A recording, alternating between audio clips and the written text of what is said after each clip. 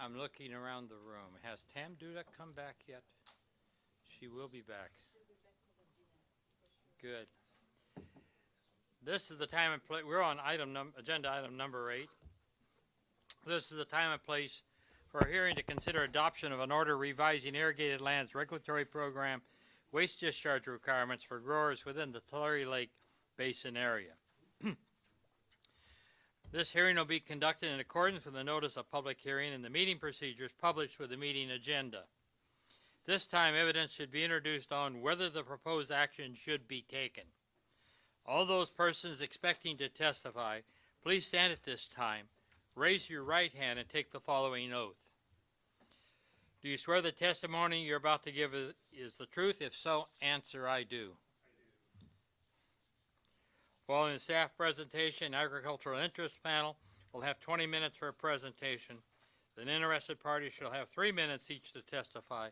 Timer will be used. And you know on the card it says that please note that limits for all speakers are strictly enforced by the chair. And I was pretty lenient in the last one, but we're going to have to stick to those. We got a long agenda today.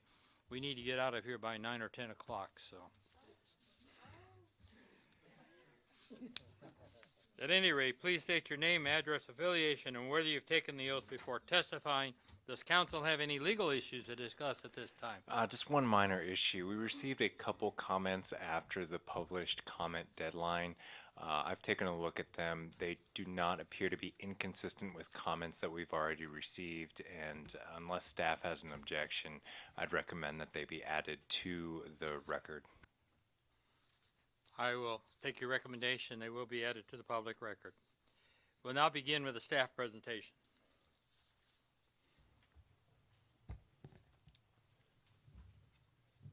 Good afternoon, Chairman Longley and members of the board. My name is Nick Smyra. I'm an engineering geologist in your Fresno office. I will be presenting an overview of the proposed order revising waste discharge requirements for growers within the Tulare Lake Basin area, which are before you for consideration this afternoon. I will begin with an introduction describing the rationale behind the proposed changes, followed by an outline of the proposed tentative order's contents, and finally a summary of the comments received during the public comment period and our responses.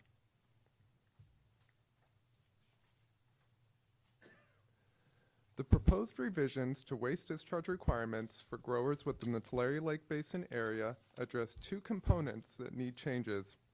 These include resolving a timing issue between the designation of high and low vulnerability areas and some requirements for growers within high vulnerability areas. This includes modifying the due dates for the submittal of a farm evaluation, preparation and certification of nitrogen management plans, and the submission of a nitrogen management plan summary report, and postponing the requirement for managed wetlands to participate in the irrigated lands program while alternative regulatory options are explored.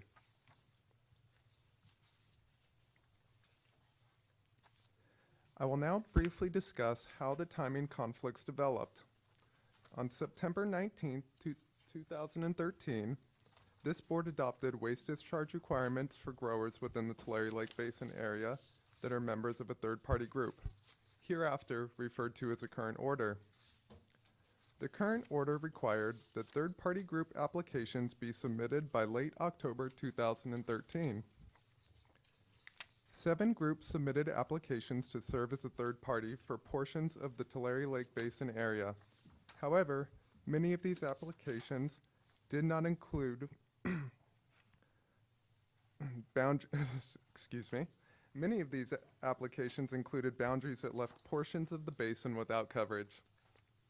Board staff worked with the third-party groups over several months to resolve the boundary issues. Due to the additional time needed to resolve these concerns, a notice of applicability was not issued to all third-party groups until late May 2014, approximately 6 months after it was initially anticipated that the notice of applicabilities would be issued.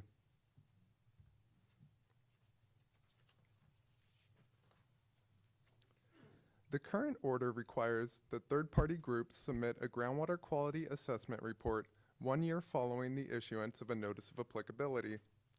As illustrated in this table, the time spent negotiating to resolve the boundary issues resulted in due dates for the groundwater quality assessment reports to range from the 20th of November 2014 to the 21st of May 2015 for the various third-party groups within the Tulare Lake Basin area.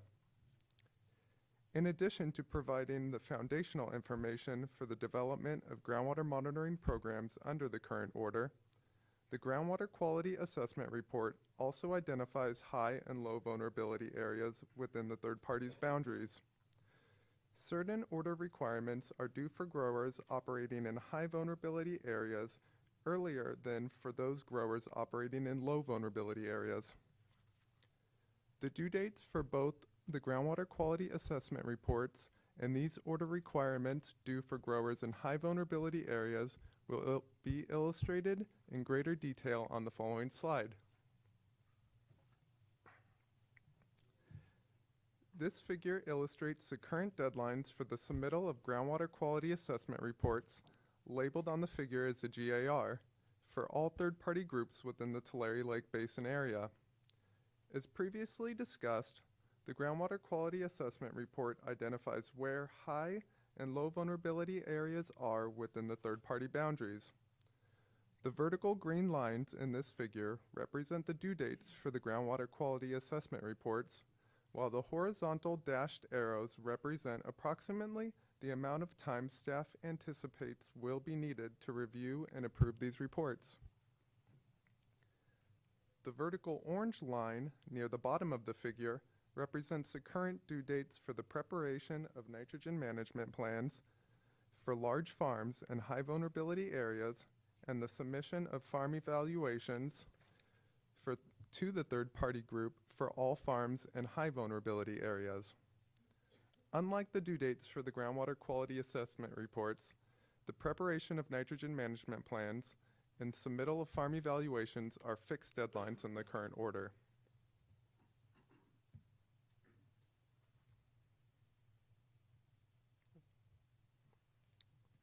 As shown by the dashed orange line, the nitrogen management plans and farm evaluations are due for growers in high vulnerability areas prior to the submission of the groundwater quality assessment report for 2 of the 7 third-party groups. Additionally, the current deadline for nitrogen management plans and farm evaluations does not provide sufficient time for board staff and third-party groups to complete the groundwater quality assessment report review process for an additional 4 of the 7 third-party groups. In addition to the timing issues, the proposed tentative order also considered the impacts drought is having on growers within the Tulare Lake Basin area. In January of 2014, Governor Brown issued an emergency proclamation for the state of California due to severe drought.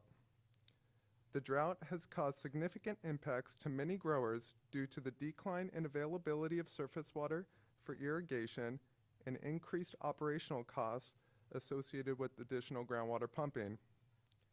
The proposed revisions to the current order will resolve the timing conflicts discussed on the previous slide, as well as provide temporary relief to growers due to the drought conditions. In order to resolve the timing conflicts discussed in previous slides, the proposed tentative order revises the schedule for submission of some grower requirements. The first revision I will discuss, as shown on this slide, is a proposed change to the due date for farm evaluations for all farms in high vulnerability areas. The current order requires that farms in high vulnerability areas submit a farm evaluation by the 1st of March 2015, shown here by the dashed orange line. The proposed tentative order provides these growers with a 1-year extension for the submittal of a completed farm evaluation to the third-party group, shown here as the vertical orange line on the right. As seen in this figure, the new deadline allows sufficient time between the designation of high and low vulnerability areas through the Groundwater Quality Assessment Report, labeled on the figure as a GAR, and shown by the vertical green lines and horizontal arrows, and the revised deadline for the submission of a farm evaluation. In addition to resolving the time conflicts, this change will benefit growers by providing temporary relief from the costs associated with completing a farm evaluation during the drought, as well as provide the third-party groups with additional time to conduct outreach and educate growers on how to complete a farm evaluation. The second proposed revision includes changes to the nitrogen management plan deadline for large farms and high vulnerability areas. The implementation of nitrogen management planning is a foundational component of the irrigated lands regulatory program, and it's an essential tool to help growers minimize excess nitrogen application relative to crop consumption.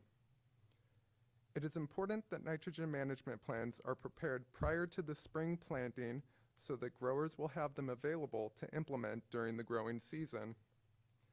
Therefore, the proposed tentative order does not significantly postpone the requirement for the preparation of nitrogen management plans currently due on the 1st of March 2015. The proposed tentative order does, however, revise the deadline for large farms and high vulnerability areas to prepare a nitrogen management plan by requiring that they prepare the plan within 90 days of the executive officer issuing the template. It is anticipated that the nitrogen management plan template will be issued by the end of this month, shown here near the bottom of this figure as a vertical purple line. The horizontal purple arrow represents the 90 days growers will have to prepare the nitrogen management plan. However, as illustrated by the dashed purple line, nitrogen management plans will be due for large farms and high vulnerability areas prior to the submission of the Groundwater Quality Assessment Report for 2 of the 7 third-party groups, as well as prior to the review and approval of the Groundwater Quality Assessment Report for 4 of the 7 third-party groups. Therefore, additional modifications to the current order are needed to ensure that high and low vulnerability areas have been designated prior to the deadline. The proposed tentative order now requires the third-party groups to meet with Central Valley Water Board staff by the 31st of December 2014 to discuss the proposed process for determining high and low vulnerability areas to be submitted as part of the Groundwater Quality Assessment Report. This date is shown here at the bottom of the slide as a dashed red line.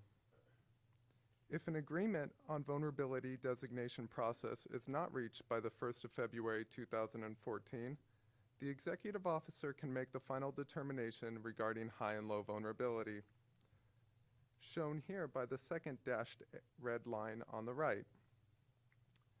We recognize that this change will require some third-party groups to identify high and low vulnerability areas early. However, it is important that growers prepare nitrogen management plans as early as possible so they can be implemented during the 2015 crop year.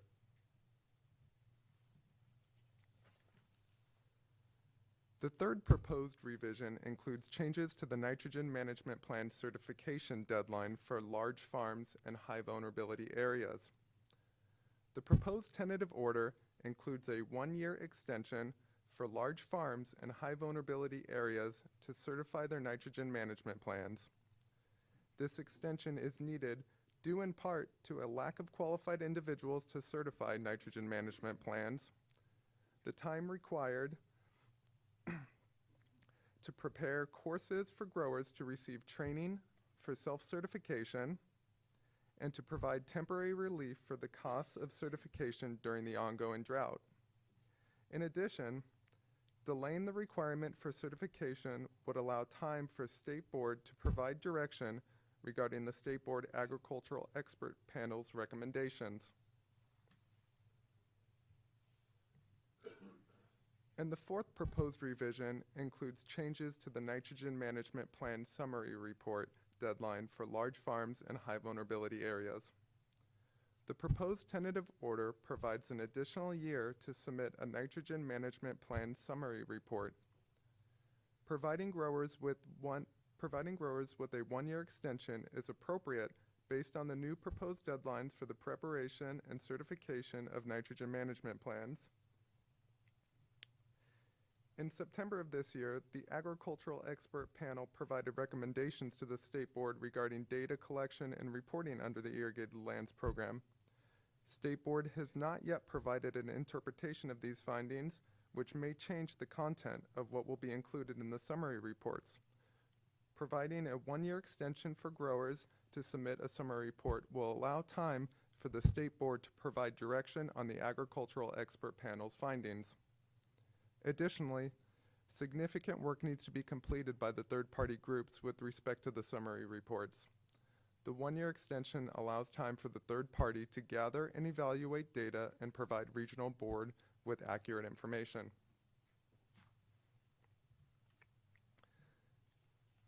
In addition to addressing the timing conflicts discussed in previous slides, the proposed tentative order also includes revisions related to managed wetlands.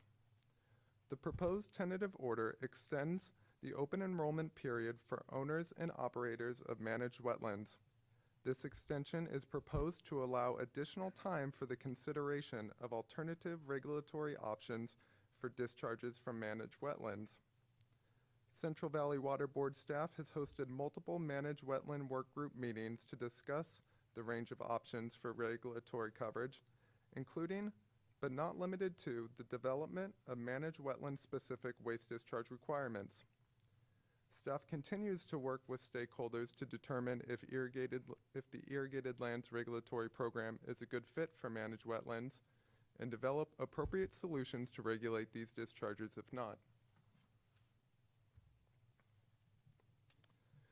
We will now look at some of the comments received during the public comment period. Written responses that cover each of these comments in greater detail are included in the board's agenda package and on our website. Several comments were received proposing a one-year extension for the submission of farm evaluations, certification of nitrogen management plans, and the submittal of a nitrogen management plan summary report. Based on the reasons discussed in earlier slides, board staff is in agreement with these comments, and the proposed tentative order was drafted to include a one-year extension for these order requirements. The next two slides address issues that the proposed tentative order did not fully incorporate all of the recommendations included in the comment letters. Nearly all the comments received from third-party groups and other agricultural interests recommended that the nitrogen management plans for large farms and high vulnerability areas be prepared within 90 days of the executive officer issuing the nitrogen management plan template. Staff is in agreement with the commenters, and the proposed order includes this change. One third-party group, the Cordova Water District Coalition, submitted written comments that did not support this change. The coalition contends that it is not required to determine high and low vulnerability areas until the end of April 2015, approximately 120 days after it is anticipated that the executive officer will issue the nitrogen management plan template. As discussed in previous slides, the proposed order now requires that all third-party groups designate high and low vulnerability areas by the 1st of February 2015, and therefore growers operating large farms in high vulnerability areas in the Cordova Water District Coalition will have sufficient time to prepare nitrogen management plans as required by the proposed order. Staff recognizes that this change will require the Cordova Water District Coalition to identify high and low vulnerability areas earlier than required by the current order. However, nitrogen management planning is a foundational component of the Irrigated Lands Program, and it is important that growers within the coalition area implement nitrogen management planning this year. 16 comment letters were submitted supporting the extension of the open enrollment period for owners and operators of managed wetlands, while alternative regulatory options are being considered. Two of these comment letters suggested that managed wetlands that do not apply herbicides or fertilizers should be exempt from the irrigated lands regulatory program. Additionally, comments were received suggesting that a definition for managed wetlands be added to the order. Central Valley Water Board staff are currently working with stakeholders to consider alternative regulatory options for discharges from managed wetlands, including those that do not apply herbicides or fertilizers. Staff will continue to host managed wetland work group meetings to discuss the wetland issues, including the appropriateness of defining managed wetlands in the irrigated lands regulatory program. The proposed tentative order delays some of the reporting requirements. However, the new schedule still requires growers to implement practices protective of water quality, while also providing growers with temporary drought relief. The new schedule also allows additional time for the State Board to provide direction regarding the Agricultural Expert Panel's recommendations and for the third-party groups to provide education and training to growers regarding nitrogen management planning. Staff recommends this order for adoption by the Board. At this time, I would like to submit this presentation and the Central Valley Water Board files associated with this items into the record. And I'd be happy to answer any questions. Are there any questions? Hello, Nick. Yes. Hey. So two basic questions. One, is there any, I'll ask it this way, is there any environmental harm to the paperwork delays that you're proposing?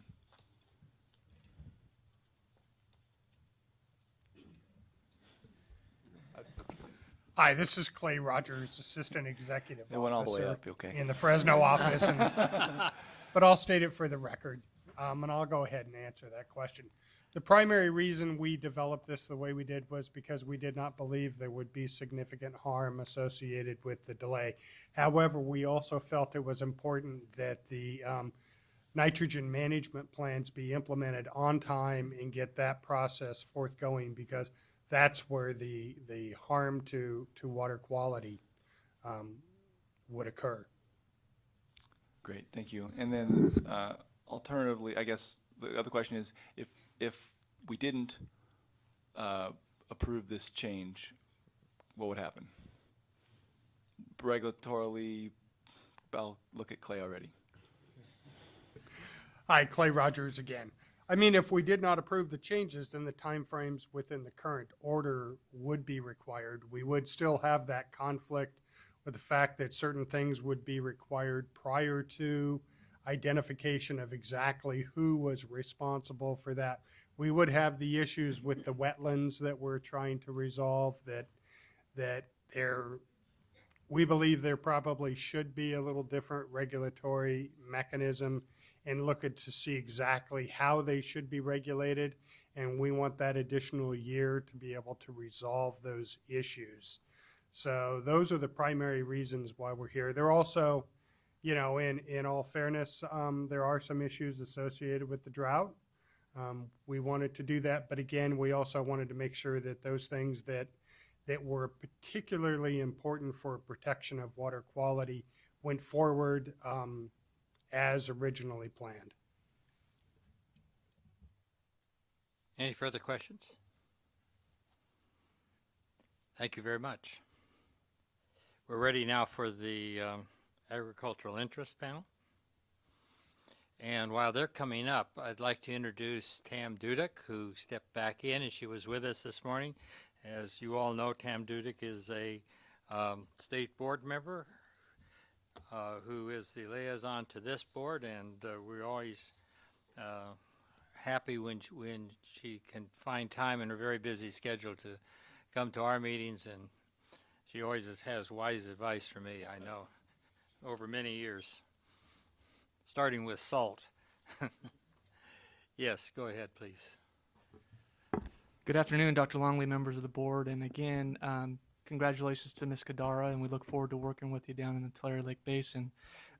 Casey Kramer, Kings River Water Quality Coalition, and also on behalf of the Southern San Joaquin Valley Water Quality Coalition.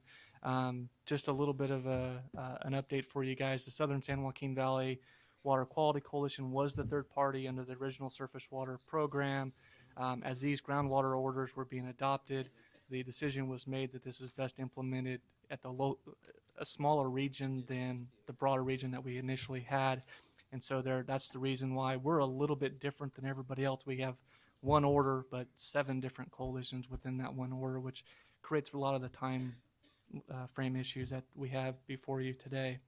The Southern San Joaquin Valley Water Quality Coalition has transformed. It's no longer the third party, but we still, because we're 7 groups under the same order, we still meet regularly, coordinate our comments, because what affects one affects everybody else. And we're also working together on many different things, data management, MPEP group that we submitted on the 20th of November, education and outreach, all kinds of things we're working together because we've got lots of growers that cross a lot of boundaries. And so we're trying to keep things consistent within the basin, and we're also trying to share costs on development and working together. So big reason why these timelines are important to kind of keep them consistent within the basin.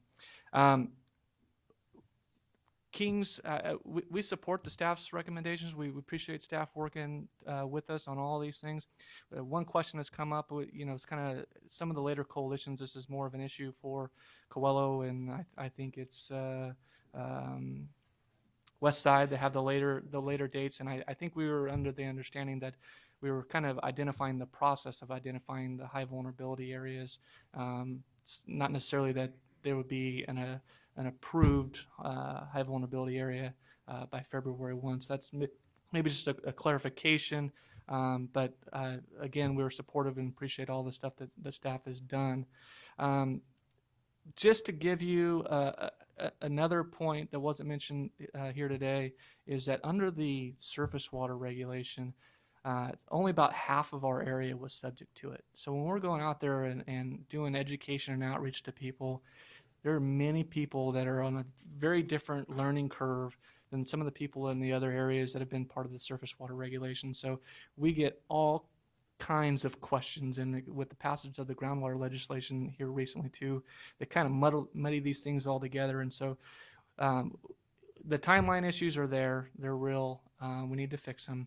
There are drought issues, and that just kind of helps support the reasons for the timeline extension. It's not necessarily and it's not a huge relief, but it's some relief. But what it really will allow us to do is continue with all the efforts that we're doing right now with the enrollment issues. I mean, there's people dropping out after our first enrollment issue, and regional board's going to have that issue in finding those people. We're setting up our annual meetings and setting up our newsletters and managing databases, and we're submitting SDRs, and we got a lot of GAR stuff that we're working on. King's groundwater assessment report, the sediment discharge and erosion assessment report is another requirement that was submitted here recently. There's a lot of things going on. Kings is also working on an isotope study in the Alta Irrigation District to try to identify the source of these nitrogen plumes in some of these areas so that we can better target our efforts to solving the issues. So there's a lot of things that we're doing. A lot of this will help. This will allow us to focus our education and outreach on what we feel is the most important issue, which is the nitrogen management plan. So in the first year, we agreed to kind of roll that out. It's 90 days after the executive officer approves it, and really focus on our education outreach and getting that done and implemented on farm. And then we'll roll in the next year on the farm evaluation. So I think it allows us to focus on the things that are most important to water quality protection. So we're also going to be doing some trial runs within our area on the farm evaluations with some growers and having them fill out, turning into us, and working on database issues and whatnot. But that's within the Kings Basin. So we are proactive. We are doing a lot of things. We're in a bunch of different areas, CV salts, IRWMs. There's all kinds of things that we're working on. We appreciate the staff's recognition of all that, and appreciate your support on the modifications. With that, I'm going to turn it over to Nicole Bell with the Kern River Watershed Coalition Authority. Thank you, Casey. Nicole Bell. I represent the Kern River Watershed Coalition Authority, as well as today Coelho Water District Coalition, CAWIA Coalition, Thule Coalition. We'll just say all of the coalitions, but most specifically Kern. Looking at our agenda, Casey's covered most of it. So what I do want to say is that we are very much appreciative of the work that we've had and the collaborative effort working with the executive officer, the assistant executive officers, and staff in bringing forward to you something that we all agree on. The staff proposal is something that we do all agree on, so I will say thank you for that and won't cut into that part of our 20 minutes of time. But I do think it's a good opportunity to let you know, in addition to all of the things that Casey says that we're all working on, we want to make sure that you're all aware. You know, Casey a lot of times said we, and when he says we, although he works for Kings and I work for the Kern Coalition, we is really all of the Tulare Lake Basin coalitions working together. In Kern County specifically, there are 4 coalitions. The coalition I represent is the largest, but Coelho, Buena Vista, and Westside Coalition are all members of my board, and we do all work together in a collaborative effort at meetings determining what we're going to do for the Tulare Lake Basin on a monthly and oftentimes more often than that. I do want to address the issue of Coelho had submitted a separate comment letter from ours. That comment letter did also say, other than the 90-day time frame of the nitrogen management plan that they were concerned about because of the receiving their approval so late in the game, they did agree with all of our other comments on that. I know that David Hampton, their manager, has sent an email in just the last couple days to clarify that to the executive officers and others. And the West Side Coalition, who was inadvertently left off of our nitrogen management plan comment letter that came in from many of the Region 5 coalitions, has also sent an email to let you know that was just inadvertent.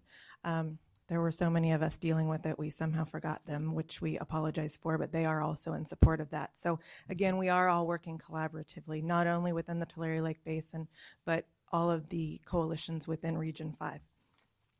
One thing I wanted to point out also is, due to the cost of this program, we are being proactive and looking for revenue sources in other areas. We actually, as the Tulare Lake Basin Coalition, have put in for a $20 million Resource Conservation Partnership Program grant, which is a new program through the NRCS, Natural Resources Conservation Service.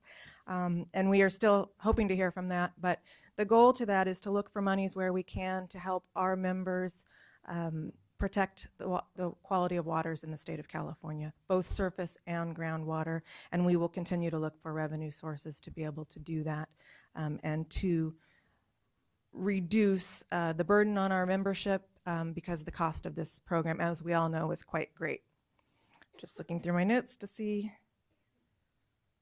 And I think with that, I will turn it back over to Casey. And again, just thank you for your time.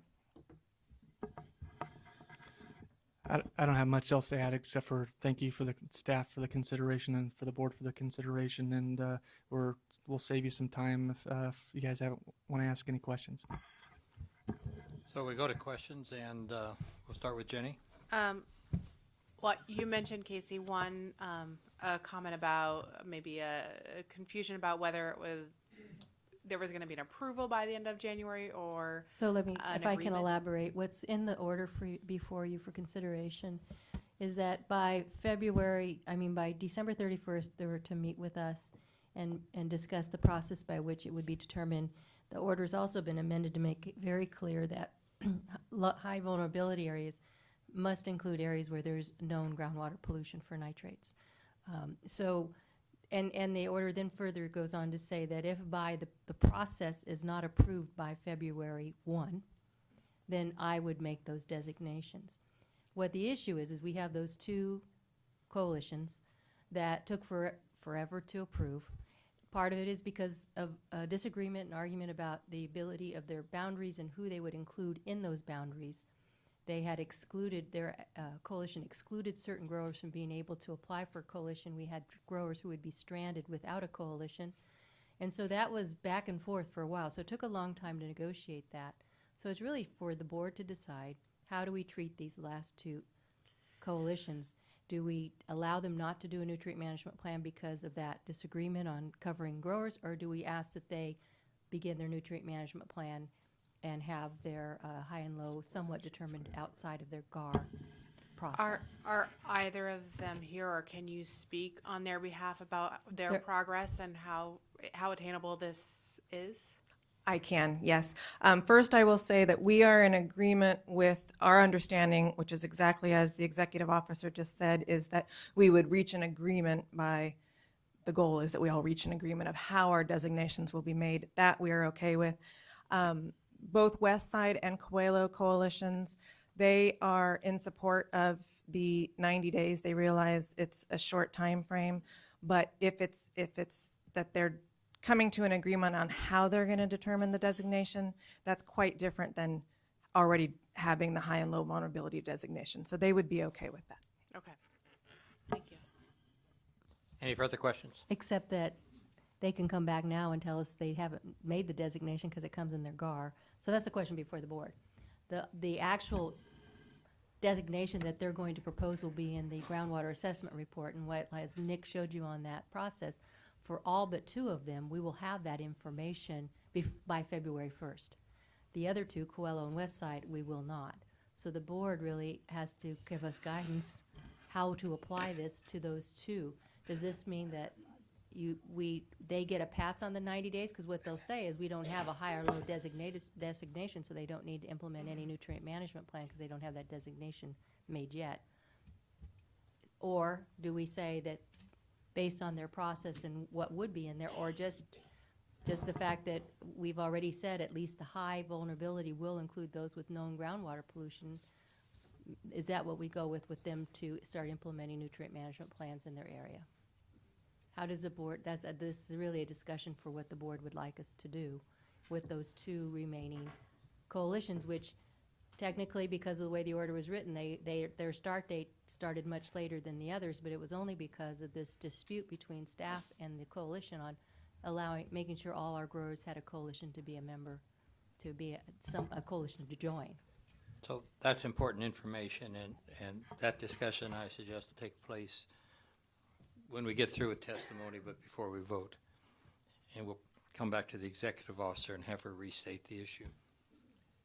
Any further questions or comments? Thank you very much.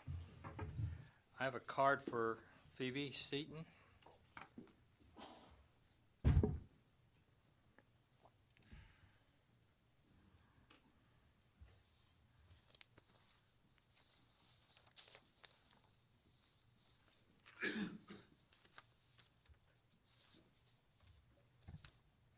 Hi, Phoebe Seaton, Leadership Council again.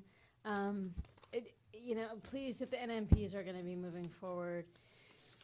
Kind of to restate what we mentioned earlier today, concerned with slippage, concerned with any deadline pushbacks, understanding there's drought and there's other considerations, want to maintain that it's paramount that the board and the coalitions and the growers do everything that they need to do to protect groundwater, and considering that the whole order is a series of cascading reports, I think that kind of heightens our concern that the more delay there is, then the kind of exponential effect of those delays on further plans and further efforts. Thanks so much. Are there any questions? Thank you very much. Oh, go ahead, So Phoebe, John. is Yeah. this a concern or an opposition? It's an opposition, but it's an opposition. We'd like to keep I think understanding kind of some of the time conflicts. We would like to keep the deadlines in place. Thank you very much. At this time, first of all, are there any other interested persons? I only had Phoebe's card. We'll go now to closing statement by the agricultural interests. Casey or Nicole?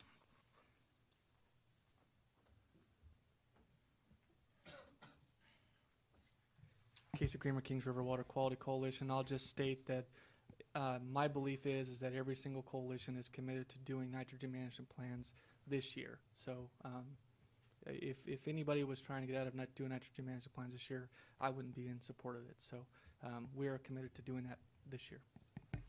Thank you very much. Closing statement by staff. I have a closing statement. This is Adam Lapitz. Okay. Are you and Clay going to fight over who's going to give it? No, I just wanted to just say a couple things. There are a lot of moving parts here, as we talked about earlier. There's a lot of work that needs to be done with the growers. There's a lot of complexities that have occurred with the task force and the CDFA panel for us to try and get this program, get everything up and running. So the nitrogen management is really the key cornerstone to getting those started, getting the program started, and we feel pushing those first and up front is going to allow us to gather the information, get people's planning their nitrogen management, and get well set up for the next year while the state board petition rolls in. We start getting more information, and then we can see where we're at then. So, thank you.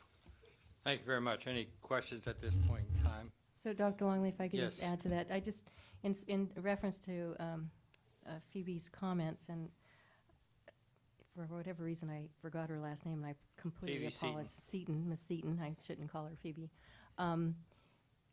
I just want to make it clear, I'm real sensitive to pushing dates too, so it was hard for me to agree to any of this, but I think it's okay. The most important components, we aren't pushing. The groundwater quality assessment report, which is a critical cornerstone of this program for our groundwater protection program, and the nutrient management plans, we weren't willing to push, and those are really, really important.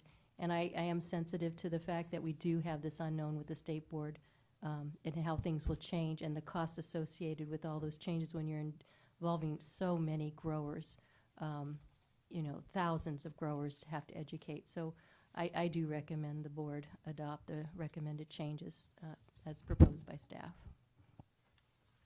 Would like guidance on how we address Coelho and Westside.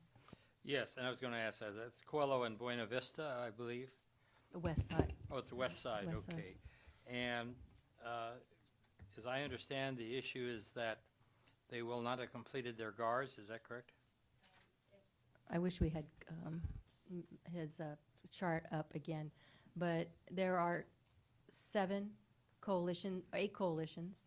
One is Kings, and they were enrolled early on the process, and there are 4 that will have their GAR submitted by February 1st of 2015. And then we have the 2 Coelho and West Side, which their NOAs were approved later because of the dispute over their boundary areas. So they are in April and end of May or June in terms of when their GAR is to be submitted. So they're quite a bit behind the other coalitions in terms of submitting their GAR.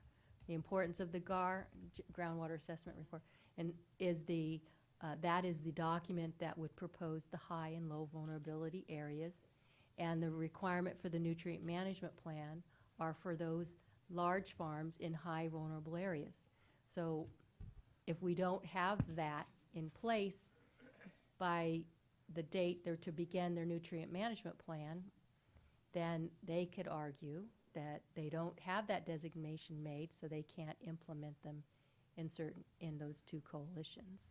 And you said that another alternative, as I understood you, would be then for those who would be considered to be in high vulnerability areas are those who are farming over degraded waters. That's a minimum standard we have added to this order to make it clear that there can't be a designation of low vulnerability where we have known groundwater pollution for nitrates. Okay. So then the options that this board is supposed to There is also that we begin the discussions with them at the end of December on how the process is to be done. And if a process is not agreed to by February 1st, then I would make that designation for them. So for those where we don't have a process, which it could be Coelho or Westside, I could make that determination on where their high and low would be. That's the way the order's written before the board. Well, I'm comfortable with that. I don't know about other board members, but they have the option. And it looks like, in fact, the For two of them, the executive officer will be making that designation.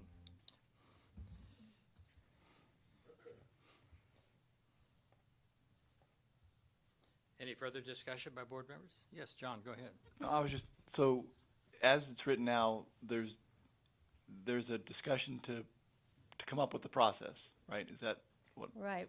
So And that, that's what I think I heard them say they were fine with? yes. Okay.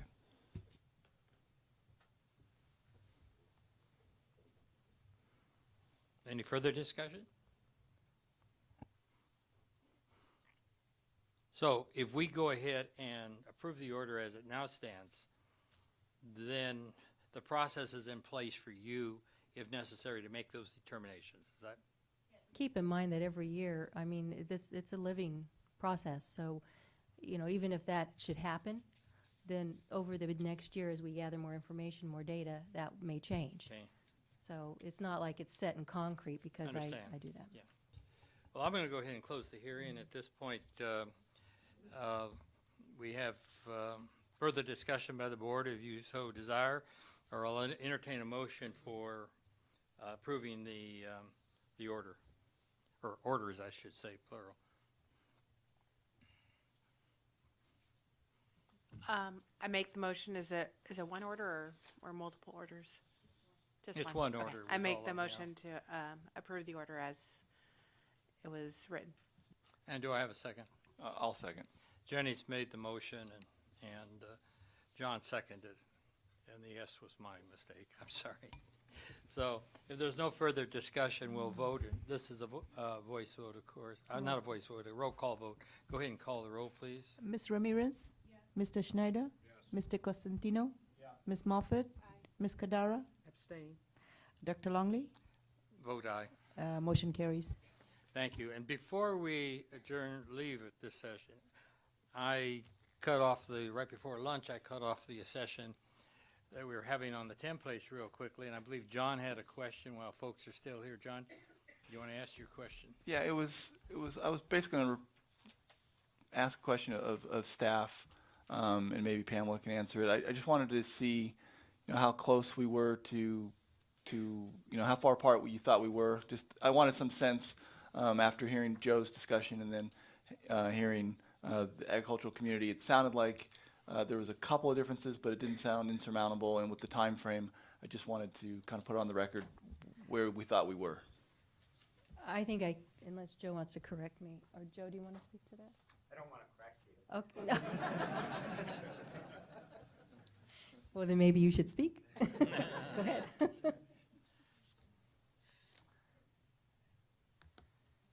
Yeah, Joe Karkowski, heading up the Irrigated Lands Regulatory Program. Yeah, I think we're really close because my understanding is they're comfortable with putting in the, sort of the main sticking point was about the nitrogen removed and having an estimate of that. So understanding that that'll be an estimate initially and we'll improve that over time. I think we're comfortable with that. The other issues that I think are really important that we touched on is having an actual plan to fill those knowledge gaps. So the idea of having a technical work group formed and relatively quickly developing that sort of study plan, I think will be really important. So I think we're close. The other kind of issues that will need to be worked on over time are things like having clear definitions so everyone understands what those various terms mean, and also that we have clear procedures on how that information should be gathered and reported. And what I just heard here was that the nitrogen removed, you used the word estimated. I think they had a double asterisk that said not required. There's a big difference There's a big difference between there. those two. And if the best we can do is estimate it, then that's the best we can do up front. But I think, it not required for how long, and so I think that just needs to be clarified.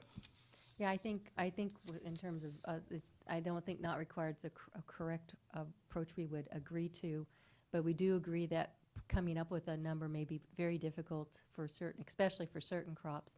I do also agree that it's instead of having each individual grower try to estimate it, it has to be something that's provided by the coalitions to the growers.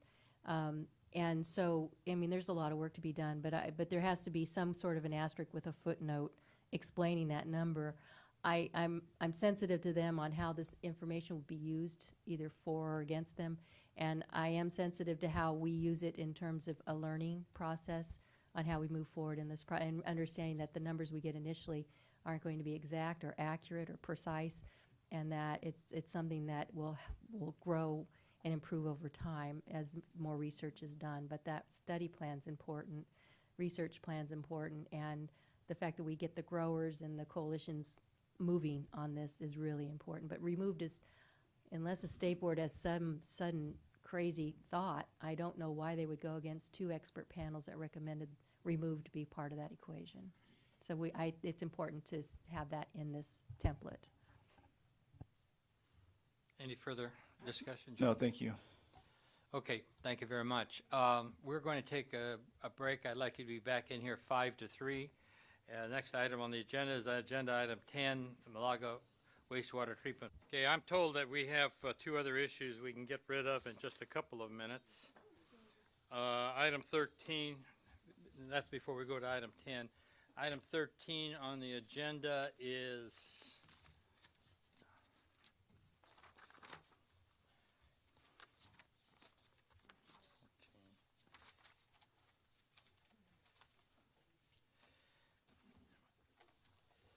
and there is one hearing procedure for them. This is the time and place for hearing to consider agenda items 13 and 14.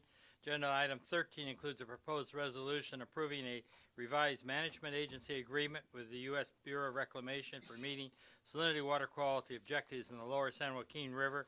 Agenda item 14 includes a proposed resolution that will authorize the executive officer to approve a real-time management program for meeting salinity water quality objectives in the lower San Joaquin River. These are 2 resolutions that the board will vote on separately. Due to the significant overlap between these items, a single staff presentation will address both. But nobody is here, so we're going to forego the staff presentation. Is that Right. correct? Right, and we Good. have one individual who wants to make a 2-minute statement, not to contest or oppose. Certainly. So at this time, I understand that's Dennis Westcott. Dennis, if you would like to come forward and make your statement. And I might point out that Dennis is the guy many years ago that got me pointed in the right direction regarding salt. Dr. Longley, could you also ask, I'm positive there's no one in the audience, but could you make the question to the You want me group, to ask the question? Is Yes. there anyone else here who wishes to testify on these items? just to make sure? Good. No, there Thank is you. nobody. Okay. Go ahead, Dennis. Thank you very much, Mr. Chairman. Dennis Westcott, San Joaquin Tributaries Authority. For the board members who don't know, the San Joaquin Tributaries Authority is made up of the Merced, Turlock, Modesto, Dennis, would you wait just a minute, South please? San Joaquin, and Oakdale irrigation districts, and the city and county of San Francisco. We operate the tributaries coming into the San Joaquin. We support the MAA, the MOU, and using real-time management for the San Joaquin River. The East Side Coalition is now a signatory to the agreement and will participate directly. We are members of the East Side Coalition, and we will participate through the East Side Coalition very actively. But our districts are key to this because of our tributary management. That's where the dilution water is going to be coming from. And we have to, be careful that we really integrate very closely with these people in the future. And you may feel in the future that you want to directly regulate our member agencies because of that they are such a big factor and a key in this. And I guess in reading the MAA, the Management Agency Agreement, or the Memorandum of Understanding, the Memorandum of Understanding, the Basin Plan allows for a waiver of waste discharge requirements for salt management if there is a real-time management program in place and the person wants to actively participate. But when I read the MOU, to actively participate, we need a vote of all the other people who are in it. Now, you are the regulatory agency. We may be one of the regulated parties, But we have to go to a third party in order to get permission to participate. If we can't agree, then we're back in front of you, and you have to do it. So in the future, I want to make sure that the regional board has a very, very strong influence over the group operating under the MOU to make sure that we can come in smoothly in the future if we need to. Because right now, it isn't clear how that would be other than just a vote of the members, and I can't tell what they would do in the future. So it's more about, in the future, realize that you're the regulator, we may be the regulated party, but we're going through a third party, and you guys have to have a strong influence on that third party. That's all.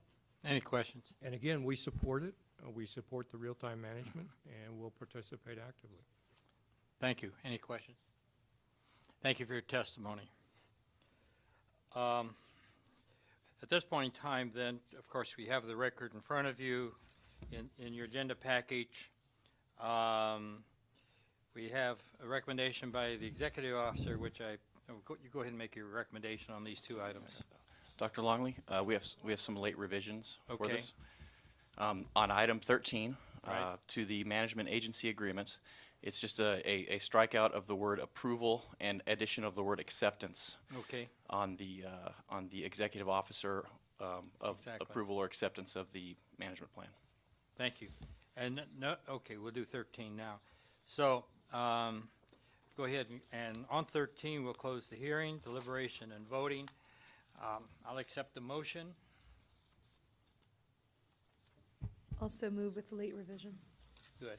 Do I have a second? Carmen moves, Jenny seconds. Roll call.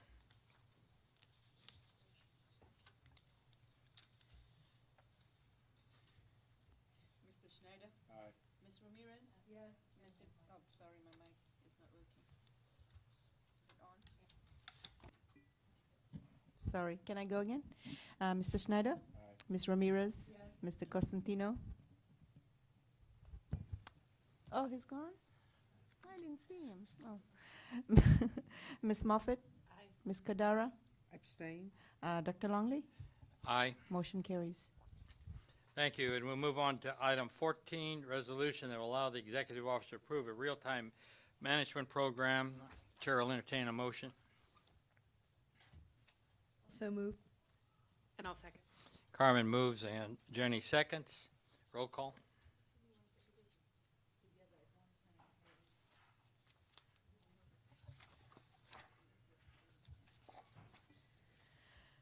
Did you write who moved? Okay. Ms. Moffett? Aye. Ms. Kadara? Abstain. Ms. Ramirez? Mr. Schneider? Dr. Longley? Aye. Motion carries. Thank you. Very good. We'll move now to agenda item 10.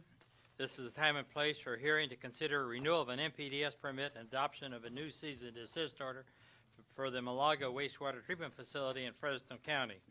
This hearing will be conducted in accordance with the notice of public hearing and the meeting procedures published for the meeting agenda. At this time, evidence should be introduced on whether the proposed action should be taken. All persons expecting to testify, please stand at this time, raise your right hand, and take the following oath. Do you swear the testimony you're about to give is the truth? If so, answer, I do. I do. Thank you. The designated party is the Malaga County Water District. The total times allowed for testimony are as follows. Malaga County Water District, 15 minutes. All of the persons are interested persons and shall limit their testimony to 3 minutes. A timer will be used. Please state your name, address, affiliation, and whether you've taken the oath before testifying. Does council have any legal issues to discuss at this time? Not at this time. Thank you, David. We'll now begin with the staff presentation.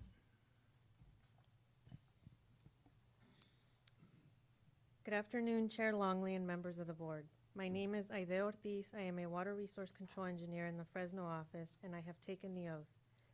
These next items for your consideration are a proposed NPDES permit renewal and a new cease and desist order for the Malaga County Water District wastewater treatment facility.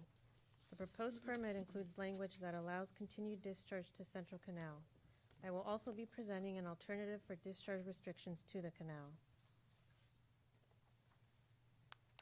The Malaga County Water District is a county water district located southeast of the city of Fresno off State Highway 99. The approximate district boundary is shown on the map, with the wastewater treatment facility located on the western boundary of the district. The district provides water, recreation, solid waste, and wastewater services to residential and non-residential users within the community of Malaga. Approximately 90% of the facility's influent flow is from industrial users. The Malaga County Water District wastewater treatment facility provides both secondary and tertiary treatment. Undisinfected secondary treated wastewater is discharged to 8 on-site percolation evaporation ponds. Disinfected tertiary treated wastewater is discharged to Fresno Irrigation District's Central Canal, which is hydraulically connected to Fresno Slough, a water of the United States. The major contentions with the proposed permit are new restrictions to both the disposal ponds and the Central Canal discharge. The current permit includes a flow limit to the ponds of 0.85 million gallons per day. The current cease and desist order, which was issued in 2008, requires the discharger to address disposal capacity issues, among other things. Based on the information submitted by the discharger in response to the 2008 cease and desist order, Water Board staff determined that the disposal ponds have a capacity of approximately 0.49 million gallons per day, which is lower than the current flow limit. The proposed permit includes the lower flow limit, but provides a path for the discharger to request an increase up to 0.85 million gallons per day. The increase can be approved by the executive officer, but the discharger must provide certain information which is specified in the proposed permit. The proposed permit doesn't include a due date for submittal of the information to allow ample time for the discharger to gather the necessary information.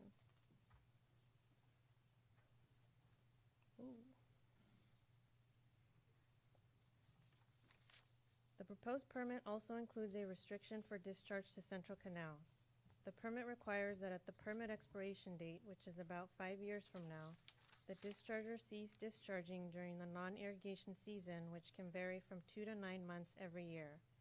Staff also publicly noticed an alternative discharge restriction, which will be discussed later, that requires the discharger to permanently cease discharge to Central Canal at the permit expiration date. Fresno Irrigation District has said it wants the discharger to become independent of the canal discharge, but is willing to allow discharges to Central Canal only during irrigation season. FID has also indicated that the facility's discharge can, at times, be a significant nuisance and can inhibit canal maintenance during the non-irrigation season.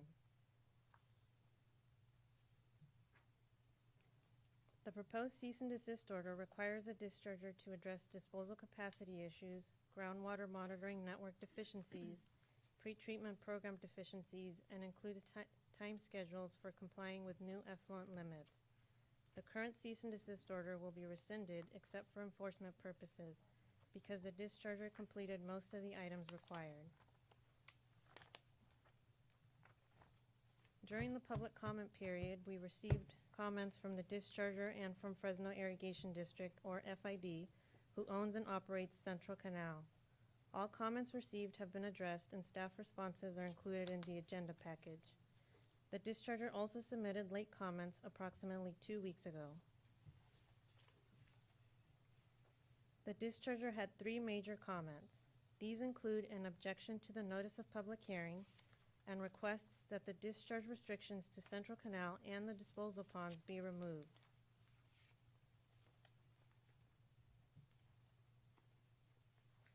The discharger objects to the notice of public hearing for various reasons, which can be found in the comments and summarized in the responses to comments. One remark relates to the comment deadline in the notice of public hearing. The comment deadline applies to all persons and parties regardless of status as a designated party or interested parties. As noted in the responses to comments, comments may or may not be accepted into the administrative record after the deadline. As previously stated, the discharger did submit late comments, and in this case, the late comments have been admitted into the administrative record.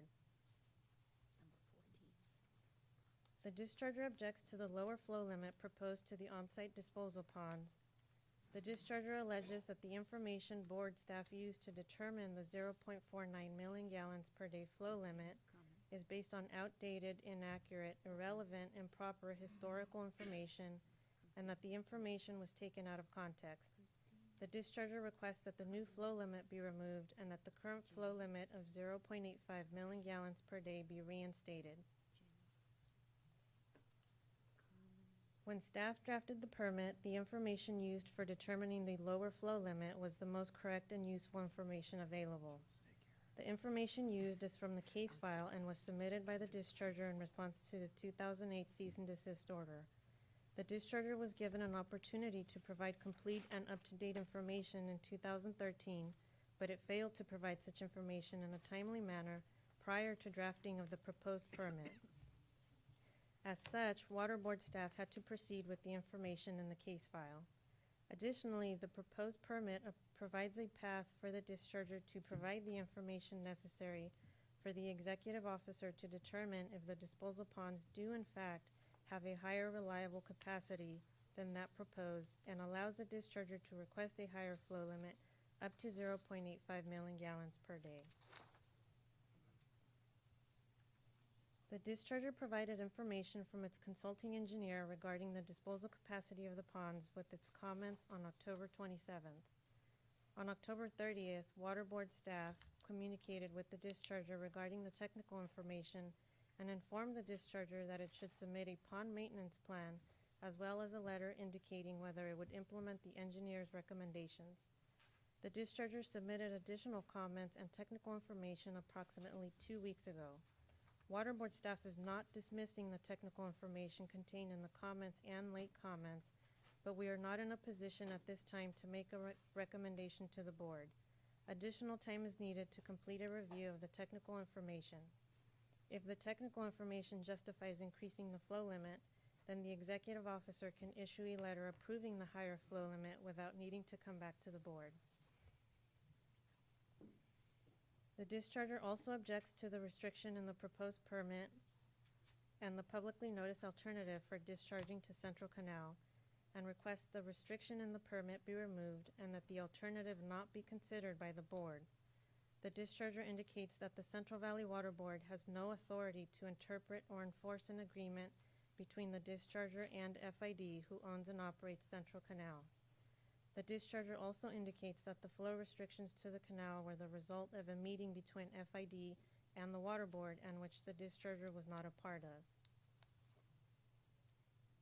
The Central Valley Water Board isn't claiming that it has authority to enforce an agreement between the discharger and FID. California Water Code Section 13263 subsection G provides that no discharge of waste into the waters of the state shall create a vested right to continue the discharge. All discharges of waste into waters of the state are privileges, not rights. FID has indicated that the facility's discharge can be a significant nuisance during non-irrigation season and makes it more difficult to perform maintenance during that time if there is a constant discharge in the canal. The Central Valley Water Board has the authority to restrict the discharge to Central Canal if the discharge creates nuisance conditions. Additionally, the discharger claims that Water Board staff were unduly influenced by FID to impose certain discharge restrictions, but such is not the case. Staff met with FID because FID is the receiver of Malaga's treated wastewater, and clarification was needed regarding FID's stance on discharges to Central Canal. FID provided comments regarding the discharge restrictions to Central Canal. FID indicates it would like for the discharger to become independent of the canal discharge and is willing to allow discharge to the canal year-round for the next 5 years. However, during that period, FID would like the discharger to work toward eliminating the discharge to Central Canal. FID also comments that at the end of the 5-year period, it is willing to allow the discharger to continue discharging to Central Canal, but only during irrigation season, which can vary from 2 to 9 months every year, but that discharges outside of the irrigation season must cease. FID comments that while the facility discharge adds to FID's water supply, the discharge can also be a significant nuisance during periods when there are no irrigation water deliveries, which can inhibit maintenance activities. Water Board staff publicly noticed an alternative restriction to Central Canal for the board's consideration. The alternative would require the discharger to completely cease discharge to Central Canal by the permit expiration date. This differs from the proposed permit in that the permit requires the discharger to cease discharging to Central Canal during the non-irrigation season only. The alternative was based on letters from FID indicating it would prefer the discharger to become independent of the discharge to Central Canal. Water Board staff is recommending that the board adopt the proposed permit and not the alternative because FID has expressed its willingness to allow the discharger to continue discharging to Central Canal during the irrigation season. There are some late revisions to the proposed permit and cease and desist order. The late revisions are to clarify some language as well as update findings regarding the disposal capacity information received with the discharger's late comments. These late revisions have also been provided to the discharger and other interested persons. Staff recommends adoption of the proposed NPDES permit and proposed cease and desist order with the late revisions. Staff would like to enter into the record the staff presentation, the agenda package, the late revisions, and the discharger's late comments, and the Water Board case files for this facility. That concludes the staff presentation, and I am available to answer any questions you may have at this time. Thank you. Questions from board members? I have a couple of questions. You said that one of the allegations was that, or let me back up. There was the issue that was raised was that this water was creating a nuisance. So I know that FID said that it was a nuisance. Did the board ever, did staff ever get any complaints from one other than Fresno Irrigation District, like any private parties? No, the canal is owned by Fresno Irrigation District. So did any neighbors that might neighbor the canal ever complain? No, not that I'm aware of. Okay. And then I think you said that one of the contentions was also whether, I guess the question is who approached who regarding modification this issue? Was it, did Fresno Irrigation District approach the staff, or did staff reach out to FID independently? We approached FID based on a letter from FID to the discharger that we had in our records. Okay. All right, I have other questions, but I'll wait. Mr. Ramirez, this is Lonnie Wass, Yeah, hi, Lonnie. supervising engineer with the Fresno office. And to my knowledge, we have not had any complaints of nuisance like mosquitoes or odors and such in that canal. They did have a slide of the canal, and when the flows are that low and you have such a growth of weeds and such in there, you do have the potential for mosquitoes. So that would be a threat of a nuisance, would be mosquitoes. It's not highly populated area, but it might be at risk, but we have not had any complaints at this time. Okay. All right, thank you. Also, when you have a canal like this with these low flows, it increases a lot of weed production, and that's an expense in terms of maintaining canals. Any further questions, members of the board? You were holding your questions. I have other questions, but I want to hear the presentation by Malaga first. Okay, thank you.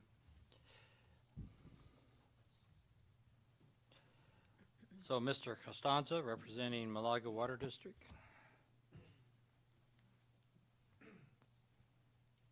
Good afternoon. I'm Neil Costanza. I'm Malaga County Water District's attorney. I'm not here to testify.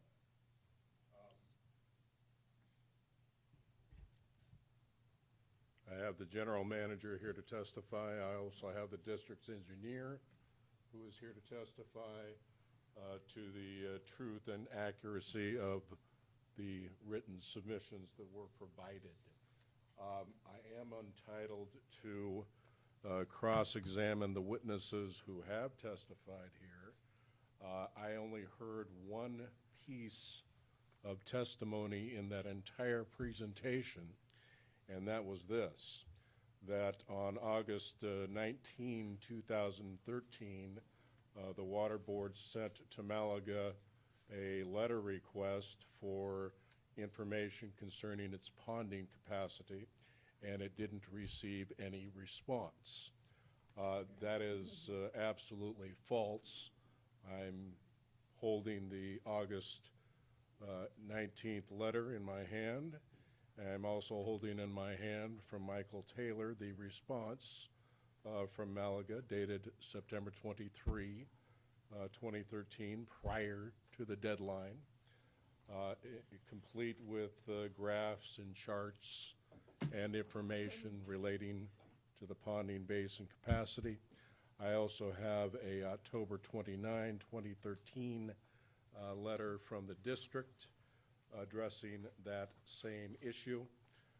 Rather than cross-examine the witness on those facts, I will ask that these 3 documents be submitted into evidence as rebuttal evidence. Dr. Longley, I'd be interested in taking a look at those particular submittals and getting some additional clarification from staff in this regard. But my understanding is those were submittals that came in after the deadline that was published in the notice of public hearing. You had the discretion to decide whether to admit those exhibits into the record, and an email was sent out to the parties accordingly, I believe, admitting those particular exhibits into the record, if I'm not mistaken. I was misconstruing the situation here. I'm simply addressing a statement that was made by the witness that was up here, that we did not respond to this August 19 letter. Mr. Constanza, sorry to interrupt you, but this I is- believe you're making an offer of proof, I but am. I think that you could get similar evidence than if you had your client testify, and then you could avoid the submission issues. I understand they're for a rebuttal, and you can use your time any way you like. but- Either that, or I can cross-examine the witness if you would like. Counsel, this second time Mr. Constanza's talked about cross-examination. Typically, these types of procedures, we don't do cross. Advise, please. The regulations do allow for quasi-adjudicatory proceedings in front of the regional board, which includes permit proceedings, does allow for the cross-examination of parties' witnesses by other parties pursuant to 23 CCR section 648.5. So if that's how Mr. Costanza chooses to use his time, he's certainly more than free to use that for purposes of cross-examination. Of the evidence that was presented, and all I'm doing is pointing out that I have the proof right here in writing, and Mr. Taylor can come up here and testify that that is in fact his letter. I have the general manager here, who is the current general manager, not the general manager who issued this letter, but those are the letters. I am offering those documents all in evidence to establish that the testimony you just received was false. Carl, Yes, sir. we've heard this. Why don't we let our staff figure out what procedure we should be following and then go ahead. But I already heard this 2 or 3 times, so I think we want to focus on what procedure we do want to follow, and then we'll do that. Well, I've been advised that, by counsel, that obviously Mr. Constanzo can call his witnesses, and that he is entitled to cross-examine. And we will proceed on that basis. So if you want to go ahead and call your witnesses, sir, and at which time that is appropriate, you can call the individuals who just testified and do your cross-examination. I have the general manager here to provide a presentation, and following that, I will have Mr. Taylor authenticate and hopefully have admitted the response that the witness just testified was non-existent to the August 19 letter.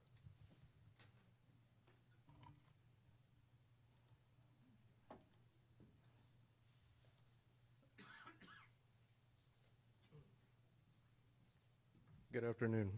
I'm Jim Anderson. I'm the general manager for the Malaga County Water District. I'm also the chief plant operator for the wastewater plant. I'm not sure, there may be some confusion about what was just discussed. Did you take the oath? I think that gentleman was referring to an earlier document. Excuse me, sir, did you take the oath? Yes, he did. Yes, thank you. Proceed. And Neil's talking about from last year, so just in case. Okay, I think they got that cleared up. I have a approximately 10-minute presentation I'd like to offer to the board. Oral presentation followed by a handful of slides showing our ponds.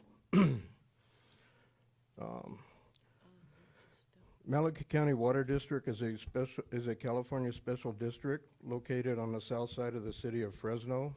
The district provides water distribution, wastewater collection, treatment, and disposal, and solid waste collection and disposal services to a community of 239 residential units, 81 trailer park tenants, 6 major industrial customers, and over 200 commercial businesses.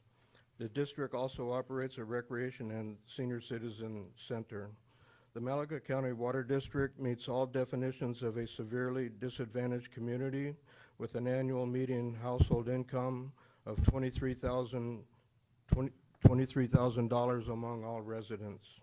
The district has an annual operating budget of $2.3 million with a staff of 15 full-time employees.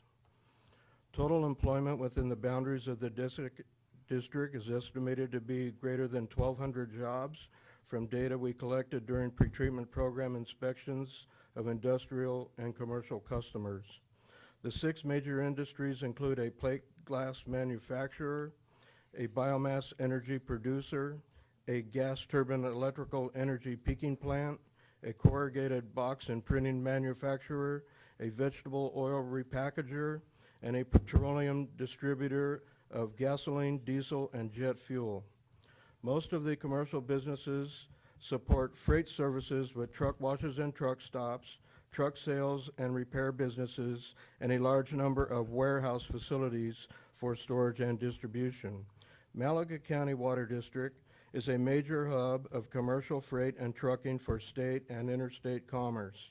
The services provided in the district have a large multiplier effect on jobs within and without the state of California. Sir, interrupt you just for one moment. You've got about 10 minutes left, so make the best use of your time, please. Malaga County Water District appears here today before the Central Valley Regional Water Quality Control Board to oppose a new discharge limit being proposed in the draft MPDS permit renewal. The discharge limit of 0.85 million gallons per day, secondary effluent discharge to its percolation and evaporation ponds, which has been in place for many years, is proposed to be changed to 0.49 million gallons per day.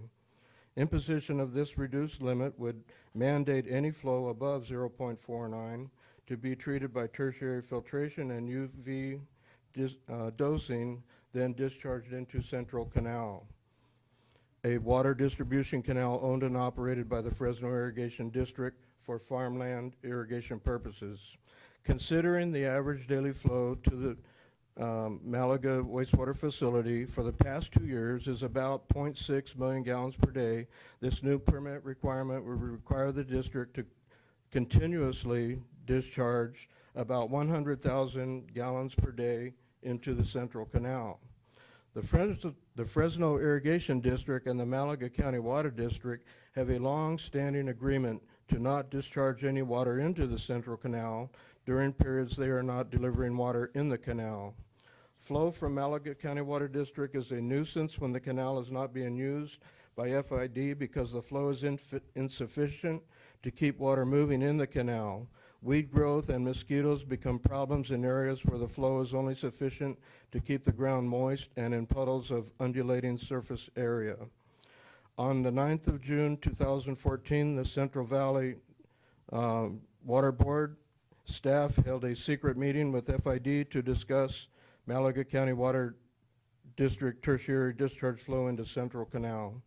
Malaga County Water District was not informed of nor invited it to the meeting. A letter written on 25 June of 2014 from FID to the Water Board summarized the meeting, and a copy was received by Malaga County Water District. At that meeting, FID made it clear they did not want the district discharging water into the canal when they were not delivering water in it.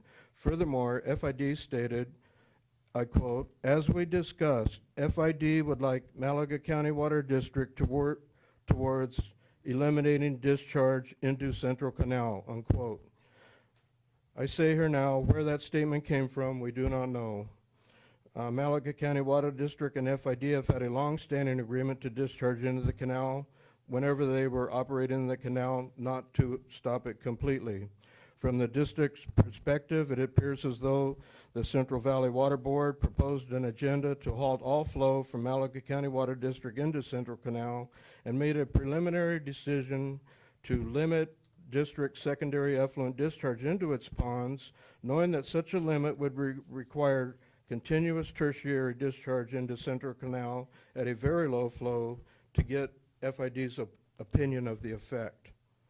The district met with FID and called the Central Valley Water Board about this. In our meeting with FID, we were assured that FID had no conflict with the district discharging into Central Canal when they were delivering water, but preferred the district did not discharge into Central Canal when they were not delivering water. In our calls to the Central Valley Water Board, we were told essentially the same thing. There was no explanation about indefinitely ceasing all flow into Central Canal, nor as to why the district was not invited nor informed of the 9 June meeting until after the fact.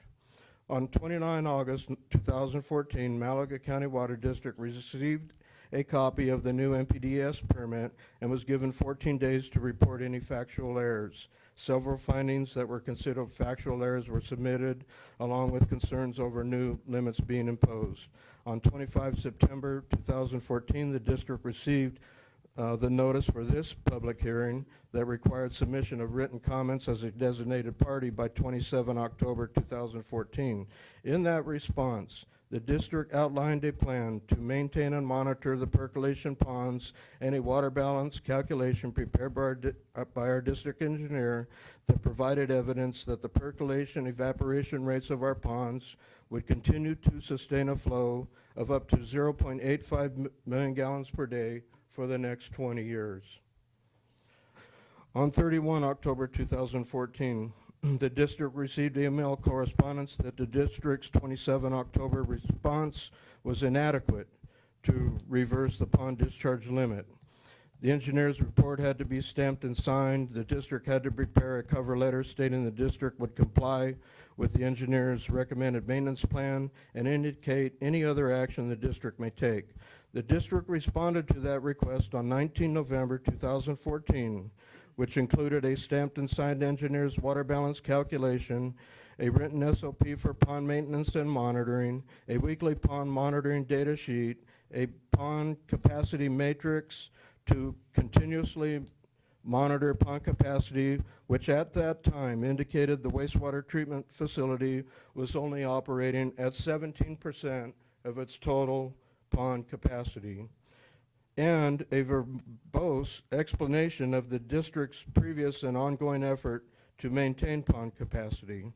Along with that letter of 19 November 2014, I, as the general manager and chief plant operator of the district's wastewater treatment plant facility, attempted to identify a problem the district is having with the Central Valley Water Board, that of continuously digging through old data to find something new to pin another NOV on the district.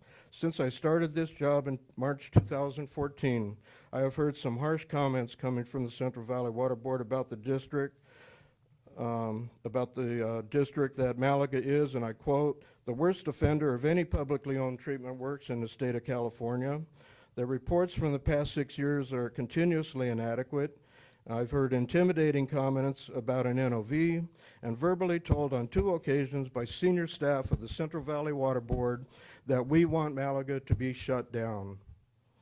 I think such comments are unnecessary and inappropriate, and I ask the Central Valley Water Board to be a better partner in intergovernmental relations. A plethora of data supports the argument that the district is not at risk of violating its MPDES freeboard limits to its ponds.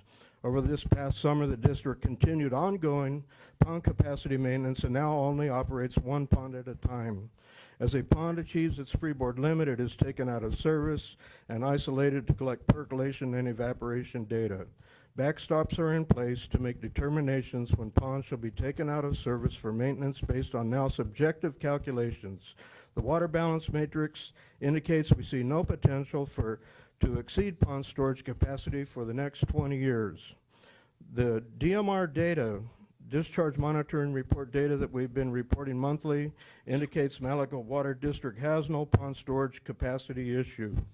Imposing this new and arbitrary 0.49 million gallon per day limit would require the district to incur the additional expense of tertiary treating and discharging into the central canal when otherwise unnecessary, and have a detrimental impact on FID operations and Malaga County Water District relations with them. Malaga County Water District prefers to keep operating as it has, to only discharge tertiary treated water into Central Canal to augment water delivery to farmers by FID, and we see no contradictory evidence to explain why that needs to be changed. In effect, this permit as it is now written requires us to violate the permit. Given the discharge limit of 0.49 into our ponds, we will have to discharge approximately 100,000 gallons per day into Central Canal at all times, and the cease and desist order portion of the new permit prohibits us from discharging into the canal unless FID is delivering water. So we will either have to violate our permit intentionally by sending water into the canal when we're not allowed to, or exceeding discharge into the ponds when we are also not allowed to. At this time, I'd like to briefly show a couple of slides pictures I took of our ponds on Monday morning. I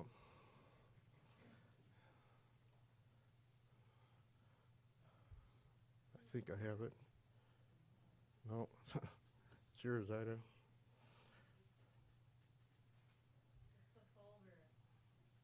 Right on top.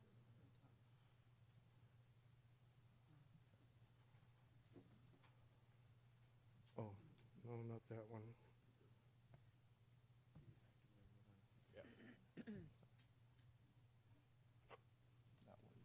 Oh, okay. Oh, yeah. Okay, good. So is that what you want? This one? Yeah, how do I do the slideshow? Okay, and then how do I? Yeah. These are some pictures I took of the ponds on Monday morning.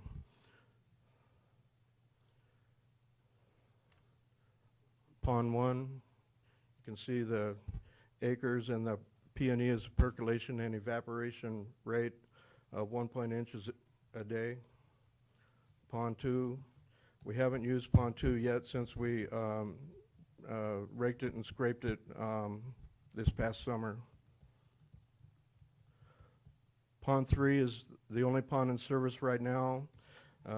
It's a little bit difficult, but on the edge of the water you'll see a red stake at the water's edge, which indicates there are 4 feet of freeboard available in that pond right now. Pond 4 was taken out of service. It's been isolated, and we're recovering percolation and evaporation data on that pond right now, which is showing 1.9 inches a day. Same with Pond 5. It was taken out of service and isolated, and we're collecting percolation and evaporation data on it, also percolating at 1.9 inches per day. Pond 6 was in service earlier over the summer, but when it reached its percolation or its freeboard limit, it was taken out of service, and we measured the percolation evaporation data on that pond to be 1.85 inches a day. Pond 7 was taken out of service earlier in the year for the same reason, and percolation and evaporation of 1.85 inches per day. And Pond 8, we haven't used it yet this year.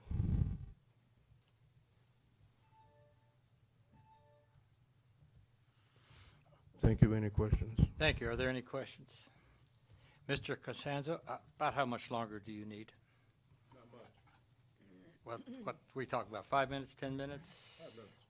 Okay. First of all, I have Michael Taylor back there. He's there for 2 reasons. Number one is to authenticate and testify as true and correct the comments that were submitted on behalf of Malaga. I think he can do that from his chair back there. No, he must come forward. All right. Let's have him come forward. And in addition to that, I would like to have him authenticate that this is in fact his September 23, 2013. Mike, introduce yourself, give your affiliation, and state whether or not you're taking the oath. My name is Michael Taylor. I'm with Provo and Pritchard Engineers. We're consulting engineers for Malaga County Water District, and I did take the oath. Thank you. And yes, I can verify that this memorandum was authored by me to Malaga County Water District on September 23rd, 2013, in response to regional board correspondence. And also you. Mr. Costanza, I need you to stand near the microphone so you're on the tape, please. And also, Mr. Taylor, you testify as true and correct the Mike, comments. you can sit down there and turn on the microphone. The comments that you submitted. To verify. Not those. This. Oh, yes. Yes, I can confirm the updated water balance that was prepared recently based on the updated percolation rates from the ponds. Okay, I'm sorry. So when And you mean that's- updated recently, what do you mean specifically by that? It's in the October 24, 2014 memorandum, Thank you. which was stamped by him on some other date. That's all the testimony we have. I didn't hear, as I pointed out previously, and I will offer again the two documents that I have here in evidence, which are the responses to the August 19, 2013 letter that this person that was up here testifying indicated there was no response to. So that just establishes that isn't the case.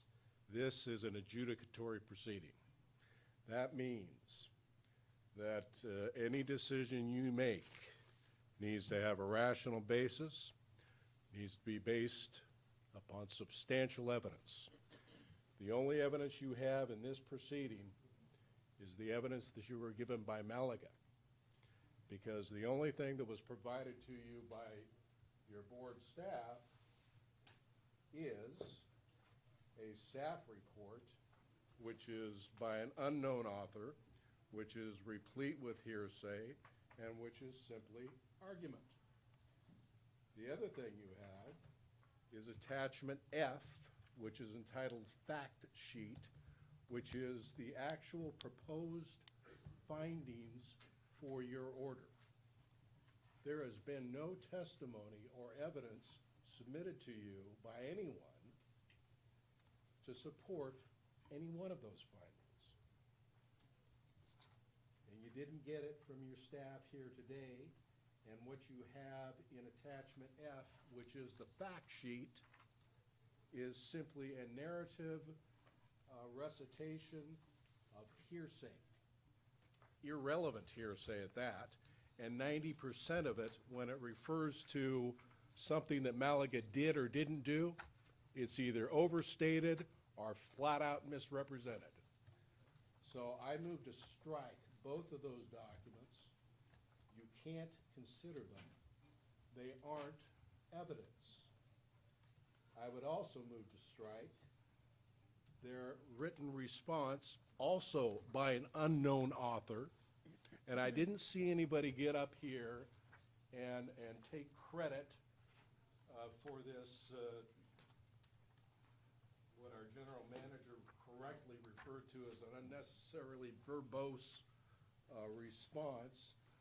But I want to point you to something in that response, which I think is highly, highly relevant here, while at the same time moving to strike it.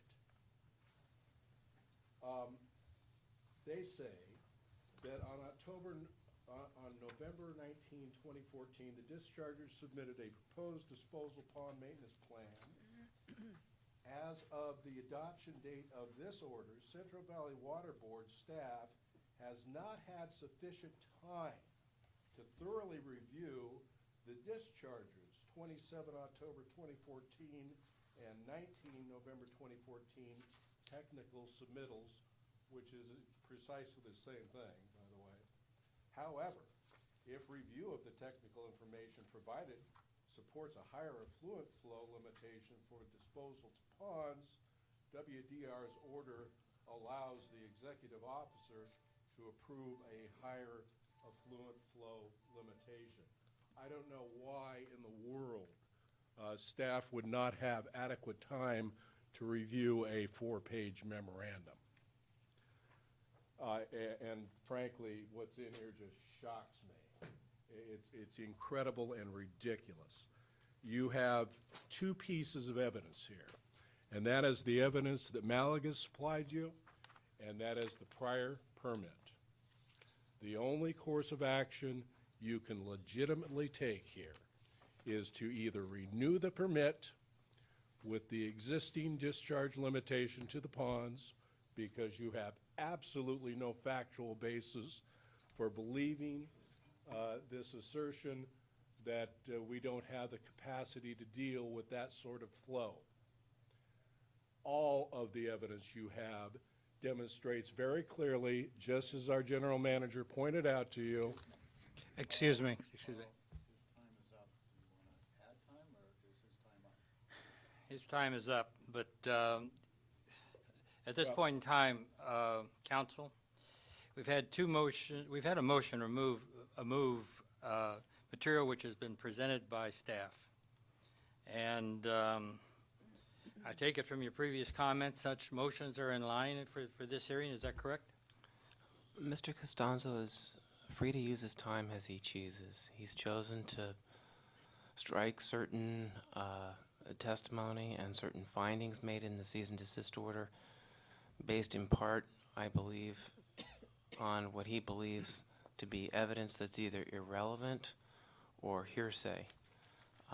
My review of the factual record, my understanding of the findings themselves that provide a basis for the cease and desist order and the NPDES permit have a non-hearsay basis either through submittals that the discharger made or through other business records or other exceptions to the hearsay rule. And thus, if he's seeking to strike that testimony because it's somehow hearsay, my recommendation would not be to strike that testimony. I think more importantly, and to get to Mr. Costanzo's specific concerns, is to hear specifically from staff about the basis for the recommendation that they're choosing to set a limit at 0.49 MGD instead of 0.85 MGD. And I don't want to testify from staff, but I think that will help assist the board in its decision-making process. Well, I won't rule on those motions at this point, but at this point in time, we'll accept, we'd like to have testimony from staff on the items which are outlined by council. Thank you, Mr. Costanzo. Am I being precluded from making any further commentary, sir? Mr. Costanzo, I will give you an opportunity to question staff, to cross-examine staff after they make their comments. I do believe I'm entitled to make a closing argument, aren't I? You'll get a closing argument opportunity in a moment. Thank you. I believe if you look at the regulation itself under 648.5, it's discretionary as to whether in fact a closing statement can be provided. But it's certainly within the board's chair's discretion to ask for it. I have the regulation here, and if you would like to read it, counsel, I'll be happy to give it to you. Well, Mr. Costanzo, I have it here in the list that you in fact have coming up a closing statement. So we'll get, when we get to that point. Is how one uses their time, too. That's right. And the council's been allocated his time, and he's used all of his time, so. And you've gone, not only used all of your time, you've gone well over the time to discuss the time issue was at the very beginning, not after you give your testimony. Go ahead. Clay? Dr. Longley, members of the board, Clay Rogers, Assistant Executive Officer in Fresno again. And I just want to add a little bit of clarification, and I'll have other staff come if we need to, in regards to some of the allegations that have been made. you know, clearly our record indicates, and in the permit, there's findings that, you know, staff sent a letter requesting more information about flow during the preparation of the permit.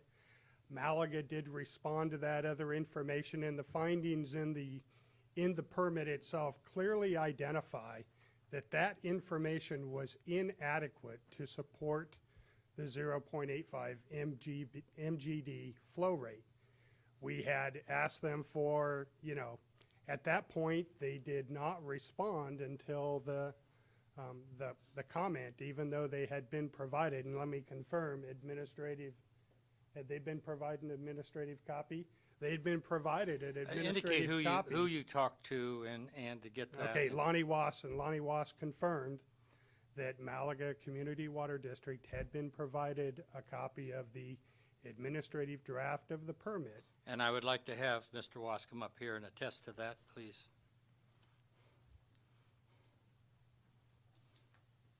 Lonnie Wass, supervising engineer in the Fresno office, and I have taken the oath. And yes, we did provide them with an administrative copy of the permit.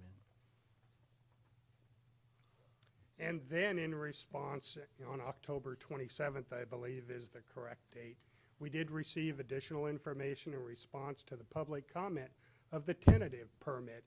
At that time, we still had additional questions. We received more information, I believe, on the 19th of November, but have not had a chance to fully review all of the information because of holidays, preparation for this. That is part of the reason is we went through this. We did build a mechanism that provided they can demonstrate that through the water balance that they can support the 0.85 MGD flow.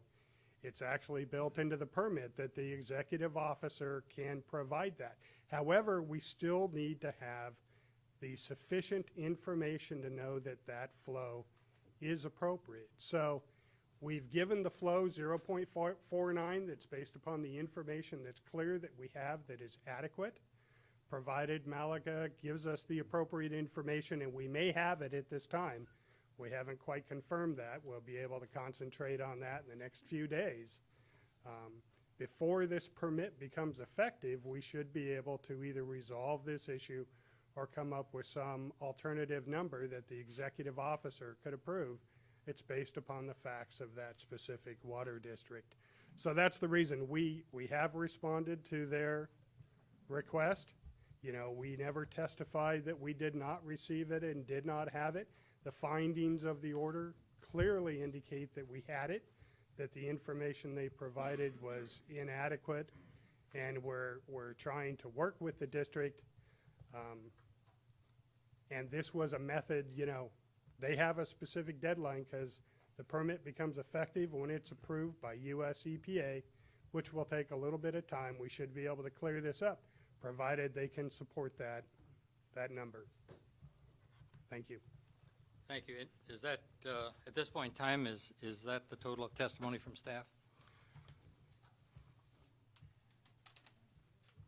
Yes. Mr. Constanzi, do you have any questions at this time of staff?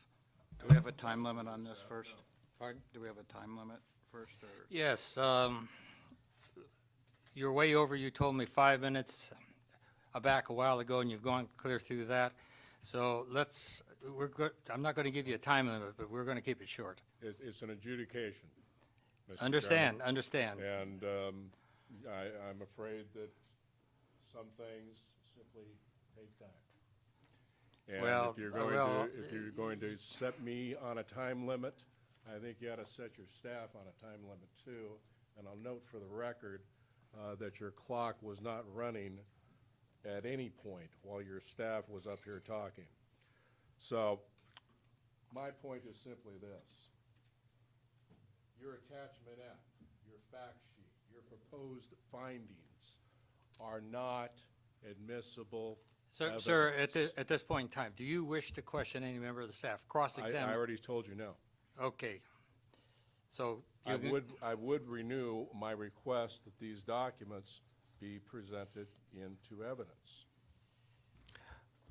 Dr. Longley, my understanding, and I think I'd like to get some additional clarification from staff, is that those documents are already part of the administrative record for the proceeding and that they're already part of the regional board's files, but I'd need them to either confirm or deny that. They're definitely part of the regional board's file because we sent them to them.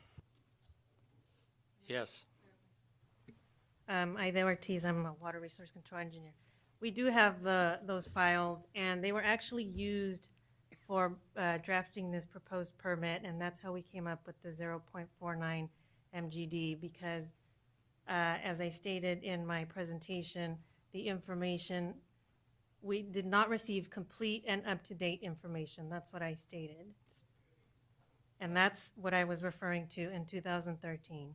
But those documents are in the record. They're in the record, they're part of the file, and They've they been accepted, yeah. Yes, and they're actually listed in attachment F, which is the fact sheet. So they are recognized in there. Good. Proceed. Thank you. Well then, what it boils down to is this. Do you want to do it right now, or do you want to do it right? Question is what the pond capacity is. The sole basis of their conclusion that the capacity has to be at 0.49 as opposed to what it has been since we got our first permit back in 1990-something, 0.85, I believe, is this, I think it's a 2008, I forget the month, report. It's referred to repeatedly in your fact sheet there.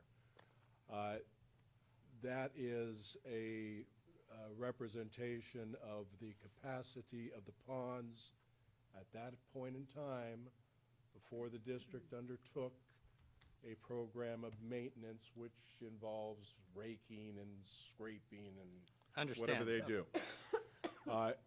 In the several years after 2008, the district implemented that procedure. And it is now at a point where we have an engineer who has testified for you that for the next 20 years, we don't have to discharge to that canal at all. And we have more than sufficient capacity to handle 0.85 MGD So for I the take next that, 20 years. I take that as your final statement. I'll now rule on the motions you made. I'll deny those motions. The record will stand as it is. Very good. At this point in time, we'll take closing statement by staff.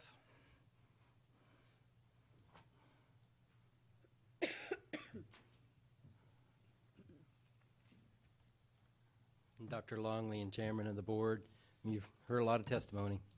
And I'm Lonnie Wass, Supervising Engineer in the Fresno office. You're considering renewal of an MPDS permit and accompanying cease and desist order, and Mrs. Ortiz has provided the history. You've heard the examination of the testimony by the others on that. We are asking that you renew the MPDS permit at this time. We have proposed language that would reflect minimizing the discharge so that it is only during the irrigation season after the 5 years of the term of this permit. Alternatively, you can say, stop at that time. We do have some late revisions. They are before you as well. So with the late revisions, we would ask that you adopt the MPDS permit and cease and desist order. And they were provided to you earlier, and the discharger has had those and has reviewed those. Recommendation from the executive officer, please. So, Dr. Longley, there's been claims that we should have had sufficient time to review the documents and therefore make the changes before it comes before the board.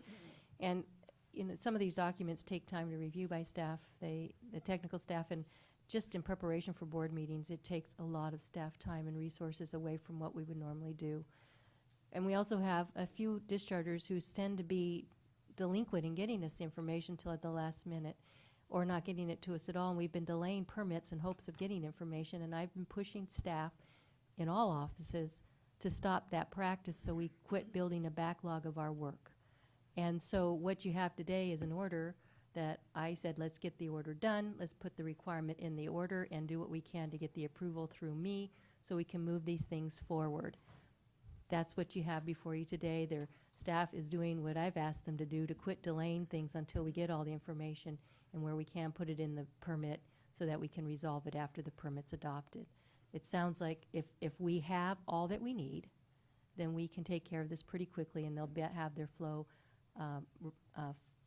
previous flow rate reinstated in the order. But with that, I don't want, it sounds like staff's just sitting around on their, and they're not, and they've moved this forward because we have a number of these that I've asked them to move forward. And it's unfortunate that this happens, but it's kind of common. And so with that caveat, I do recommend you approve this order with the proposed And as I changes. understand, the lake revisions, basically, as was testified to, there is a period of time before it's approved by the EPA. There Yeah, is there's sufficient it's time about 50 days for a for review approval. for that to take place. Thank you. About 50 days, yes. May I be heard? No, sir. I'd like to move staff's recommendation. And, I can understand the discharge's reluctance to trust the good faith of the board, but that goes both ways. And in this case, I think it's very clear, and having worked with staff for many years, they'll do a great job at looking at the evidence and the new numbers, providing documentation about what they see on that, and getting this thing resolved. I'm sure that I think it would be helpful at that point to maybe put together a short meeting between our staff and Malaga when you come up with the final determination of staff based on their new numbers. But I would move this forward With late revisions? with late revisions. Do I have a second? I second. I have a discussion. And we'll get, your motion includes both the WDR, or the MPDS permit rather, and the cease and desist order, and that's your understanding? Good. Well, what I was going to say, or what I am going to say, is that I fail to see what prejudice has befallen Malaga based on their testimony today. It sounds like there is still the availability for Malaga to get back to whatever 0.89 or 0.85 that they think they're entitled to, assuming that the evidence that they've submitted to staff will be there. So I don't really see a prejudice in limiting them to 0.49 based on the evidence that we had when this document was produced, leaving the flexibility that if the evidence is there, they get back to their old limits. So I don't see the prejudice there. I saw a potential for more prejudice where they're being restricted to only discharging during the wet season that FID has. However, I was starting to be a little sympathetic to that, but apparently they have the capacity to not discharge for 20 years and still be okay. So restricting them to only discharging at the time of, the 2 to 9 months when Fresno Irrigation District also discharges doesn't appear to be that much of a problem either. So given those two things, I don't see the issues as contested as I thought they were at the beginning. So for those reasons, I intend to support the motion. Thank you. Any further discussion? Roll call, please.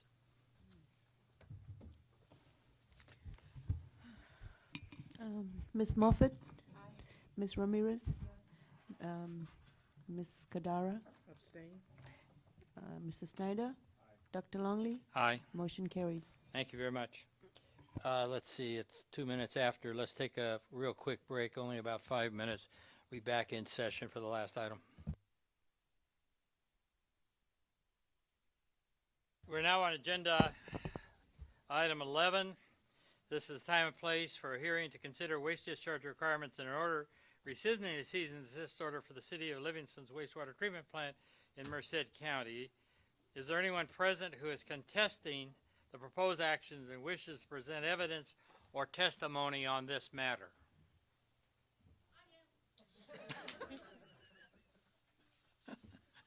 I love your enthusiasm. Okay. Since there are persons present wishing to contest this item, we'll proceed with the hearing.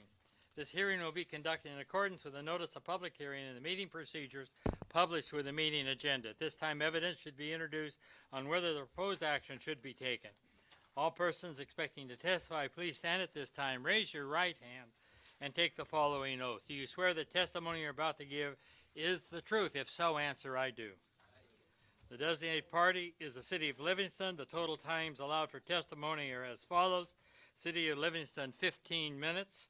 All other persons are interested persons and shall limit their testimony to 3 minutes, and a timer will be used. How long will the staff presentation be? 14 minutes, okay. Please state your name, address, affiliation, and whether you've taken the oath before testifying. Does council have any legal issues to discuss at this time? No legal issues at this time. Thank you. We'll now begin with the staff presentation. Good afternoon, Chair Longley and members of the board. My name is Denise Soria, staff engineer in the Fresno office, and I have taken the oath. Before you are proposed waste discharge requirements and an order to rescind a cease and desist order for the City of Livingston. We received comments on the waste discharge requirements from the City of Livingston, Central Valley Water Association, and Ms. Colette Albernas, a neighbor of the wastewater treatment facility. The issues brought up by the city and the Central Valley Clean Water Association have been resolved. Therefore, we do not believe these parties will contest the orders. This presentation focuses on the comments provided by Ms. Albernas. Shown in yellow is the City of Livingston. Its wastewater treatment facility is shown in blue, and it's about 3/4 of a mile west of the City of Livingston and adjacent to the Merced River. The city and its wastewater treatment facility are approximately 100 miles south of the City of Sacramento on Highway 99. Here is the current configuration of the wastewater treatment facility and the 100-year floodplain based on 2008 Federal Emergency Management Agency maps. Shown in red are ponds 4, 5, and 6, which are within the 100-year floodplain. The city has stopped discharging to ponds 4, 5, and 6. Shown in yellow are ponds 1, 2, and 3, which are above the 100-year floodplain. In 2008, pond 2 had a levee failure, which resulted in uncontrolled discharges of undisinfected effluent to the Merced River. The city has stopped discharging to ponds 1, 2, and 3 since 2008. Shown in green are ponds 7 and 8. The city currently relies entirely on these ponds for its disposal capacity. Each pond has a certified design capacity of 1.0 million gallons per day. When one pond is taken out of service for maintenance, the city must dispose of its effluent in one pond, leaving the city with only 1.0 million gallons per day of disposal capacity. Shown in orange are 2 scum ponds. In striped orange is the sludge pad built on top of an old burn dump and within the 100-year floodplain. In blue are treatment units that include an oxidation ditch, 2 secondary clarifiers that provide secondary treatment, and 4 sludge drying beds. These treatment units were constructed in 2004. In March 1998, the board issued the current waste discharge requirement to the City of Livingston. At the time, the wastewater treatment facility provided primary treatment of its wastewater and disposal to ponds. The waste discharge requirements include a flow limit of 1.18 million gallons per day and allow an increase up to 1.8 million gallons per day upon construction of the new ponds and certification of appropriate pond disposal capacity. Fast forwarding to 1996-97, the wastewater treatment facility remained the same. However, the ponds were full, and the city began discharging wastewater to the Merced River in violation of its waste discharge requirements.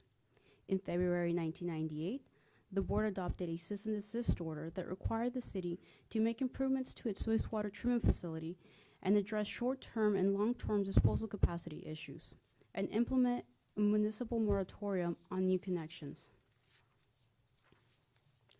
In October 1998, the board adopted a special order to modify the cease and desist order and required the city to investigate influent salinity impacts on pond percolation rates, implement salinity source control tasks, and provide long-term disposal capacity. The board also imposed a ban on new connections into the city's collection system because the city failed to implement its own connection ban.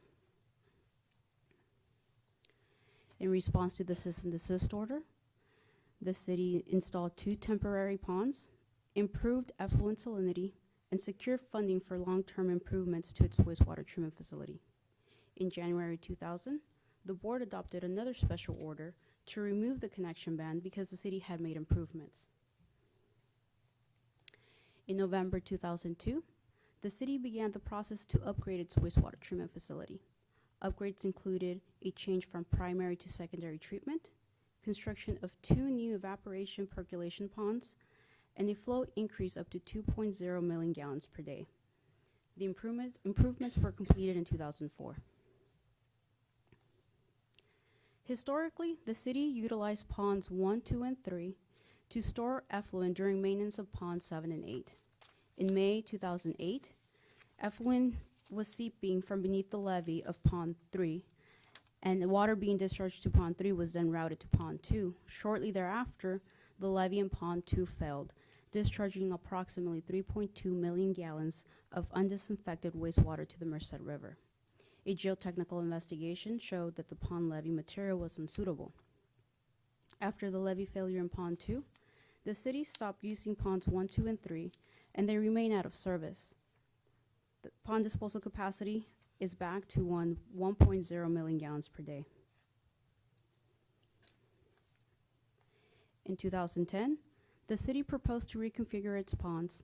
The project included to permanently abandon ponds 4, 5, and 6 in the floodplain and reconfigure ponds 1, 2, and 3 into 2 smaller ponds to provide an additional 1.0 million gallons per day of disposal capacity and provide buffer between the pond levees and the Merced River. The city never implemented the proposed project. As mentioned earlier, the current disposal capacity of the wastewater treatment facility is limited to 1.0 million gallons per day. Flows at the wastewater treatment facility range from 1.0 to 1.1 million gallons per day. Effluent quality from the upgraded wastewater treatment facility is good and has a biochemical oxygen demand of 7.3 milligrams per liter, electrical conductivity of 693 micromoles per centimeter, and total nitrogen of 4.2 milligrams per liter. The proposed waste discharge requirements updated 25-year-old order contain a compliance schedule for the city to provide disposal capacity up to 2.0 million gallons per day, required the city to permanently disconnect its wastewater treatment facility from ponds in the floodplain, includes a time schedule for the city to determine if the scum ponds and sludge pad were constructed as designed and evaluate if these are protective of groundwater quality. In addition, the time schedule requires the city to demonstrate that the sludge pad can withstand floods. The proposed waste discharge requirements also require the city to investigate feasibility of water recycling.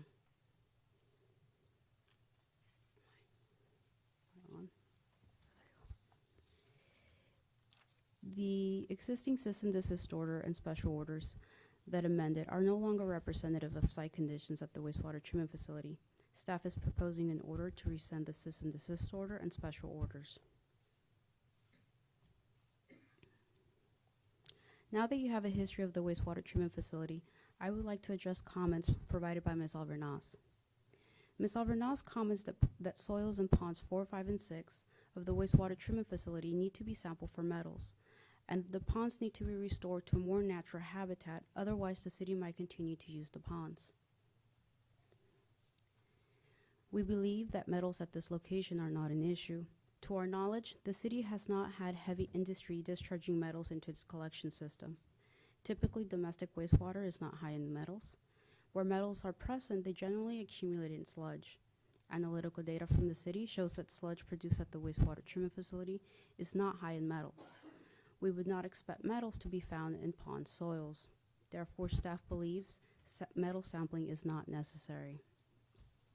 Ms. Soria, does Foster Farms discharge into this? No. Okay.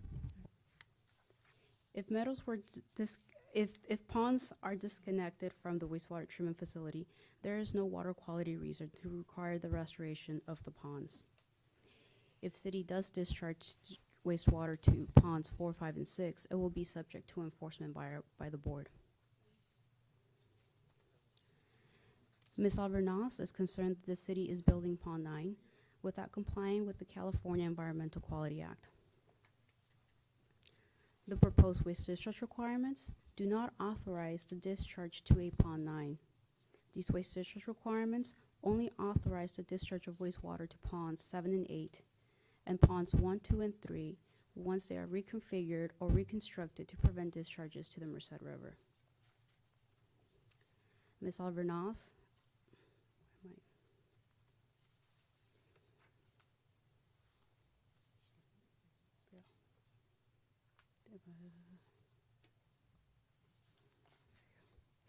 Ms. Alvernas expresses a concern about a cement plant operation and green waste and debris storage at the wastewater treatment facility.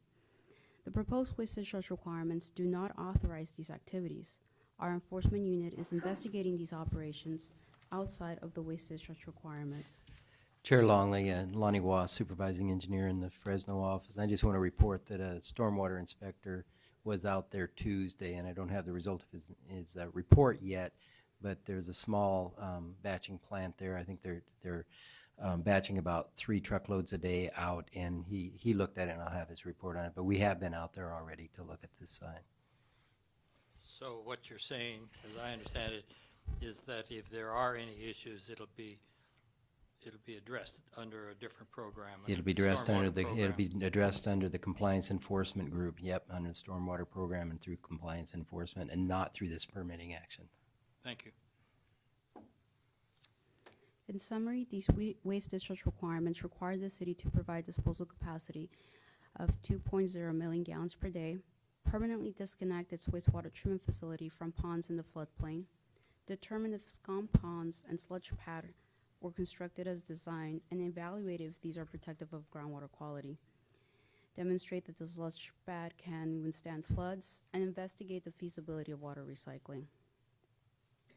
With regards to the cease and desist order and special orders, we recommend rescission of these orders because they are obsolete and no longer describe the current issues at the wastewater treatment facility. This concludes my presentation.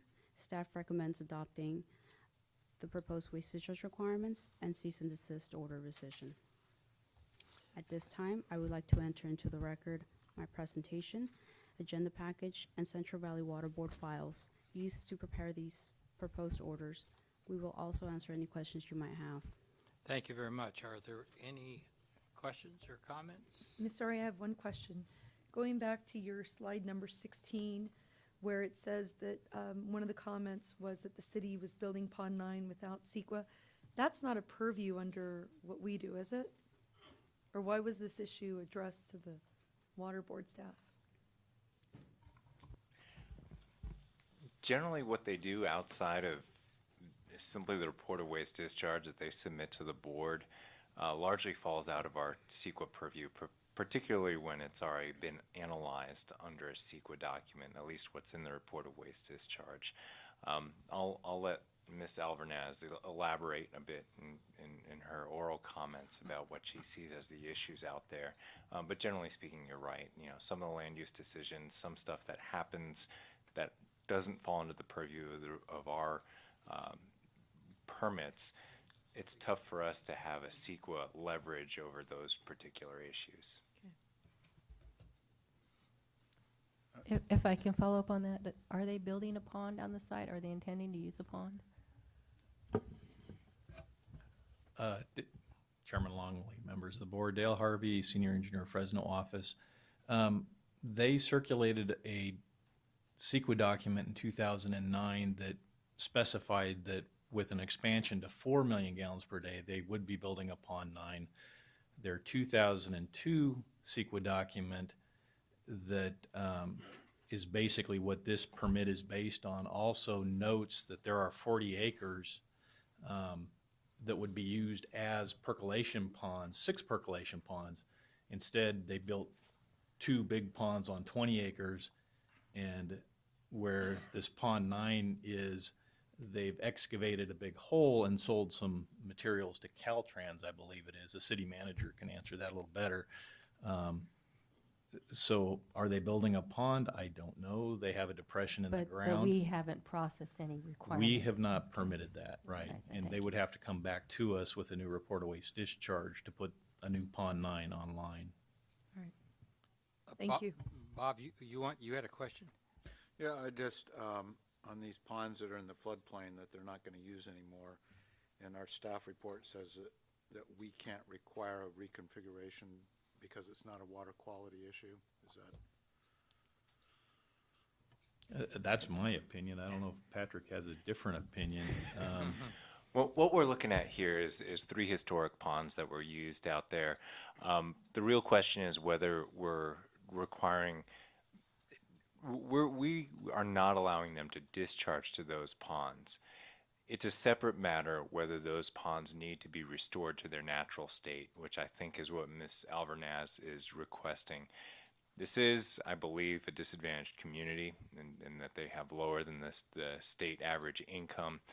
If there are funds available for environmental restoration of those ponds, we'd certainly be supportive of that, but that's not something that we're requiring in this set of waste discharge requirements, and we don't see any water quality related aspects to leaving those decommissioned ponds in the state that they're at right now. So this is more of a habitat hydrology issue, and it might be a good use for somebody for SEP funds. It could be that they could be restored to wetlands. I don't know the environmental specifics. There may be supplemental environmental projects tied up in there. Who knows? But at this standpoint, we're looking at a facility with limited resources. We're seeing no water quality impacts from the ponds as long as nobody discharges to those ponds. So that's the limits that we're setting in the WDRs themselves. Okay. Any further questions or comments?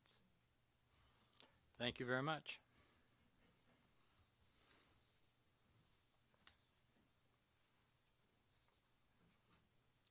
Mr. Ramirez.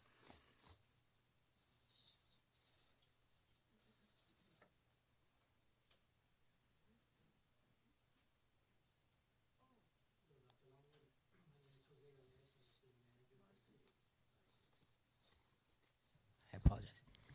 Hello, Dr. Longley and members of the board. My name is Jose Ramirez. I am the city manager for the city of Livingston.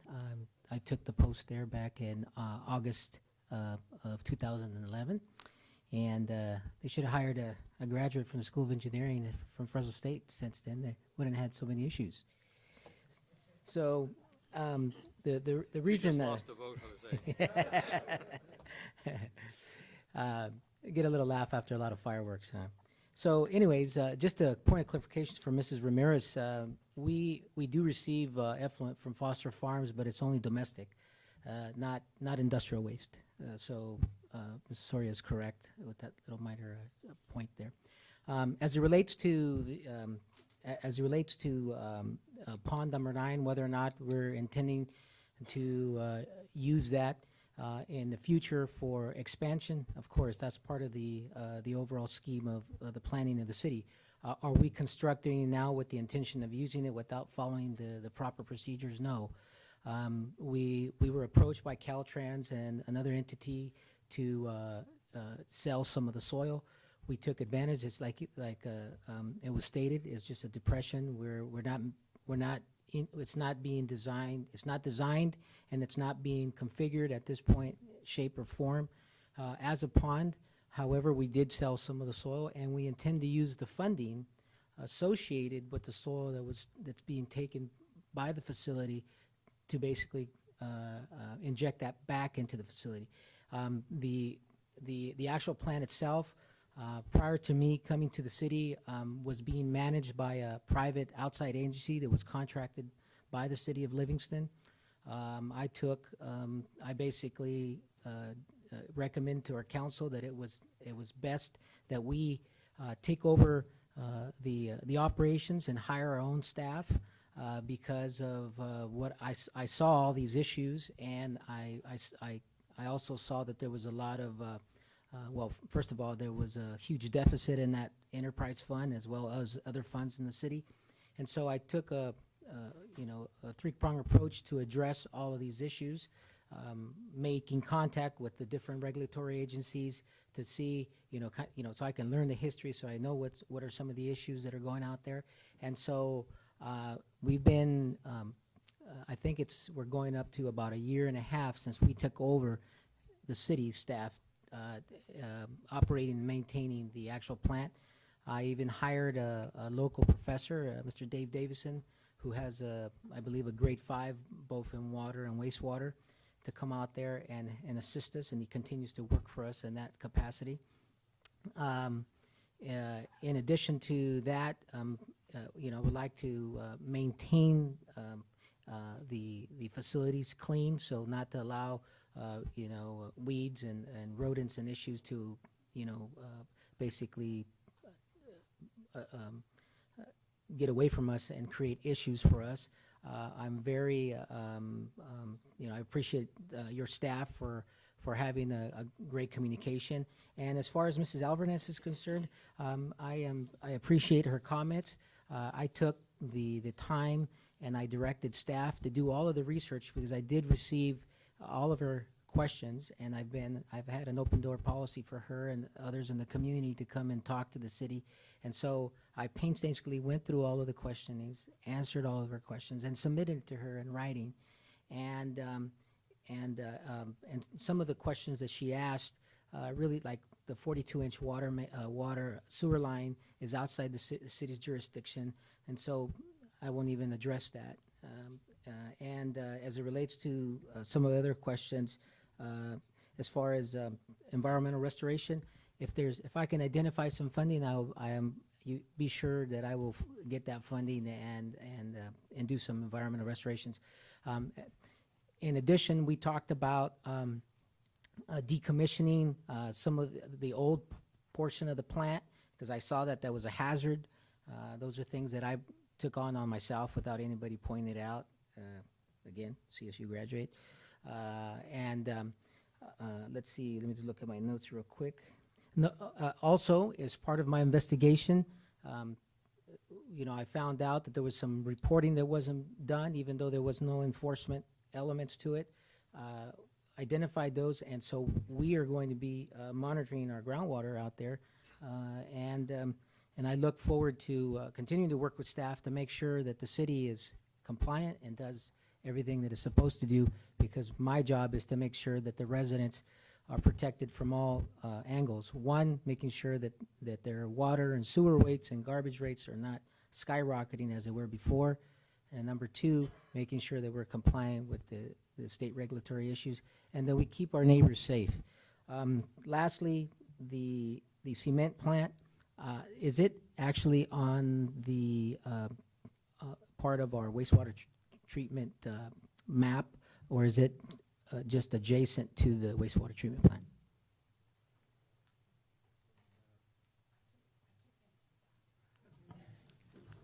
Chair Longley, members of the board, Dale Harvey, Fresno office. I believe it's on the map. It's on that 40-acre parcel, part of it. Okay, so if that's the case, then I have to do a little bit of work there. When I came in with the city, they were leasing that to a local firm, and they do crushed concrete there. So if that is an issue with another agency, I will make sure to address that. And I'll be more than happy to answer any questions if you all have. Questions? Thank you very much. Question, Yes. does Mr. Molina still work there? No, Oh, Mr. okay. Molina does no longer work there. He's been gone for about a year and a It's few just months. he's a friend of mine, so, and I knew that he was working at Livingston for a while, so. Yeah. Okay, thanks. Between CSU and Friends of Carmen. I know, how lucky can you get at one meeting? I have a card for Colette Alvarez.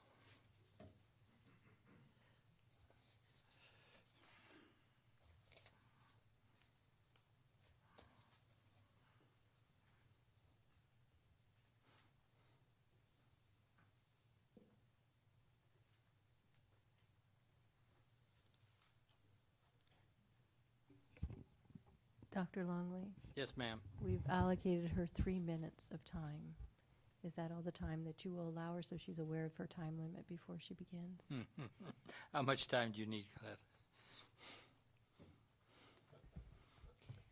If you want really fast cliff notes, like 90 miles down the LA freeway, I can do it in 3 minutes. If you want to fully understand it, I can take a few minutes and talk a little slower. I'm open to any questions which you want to answer. Well, questions are on us, so.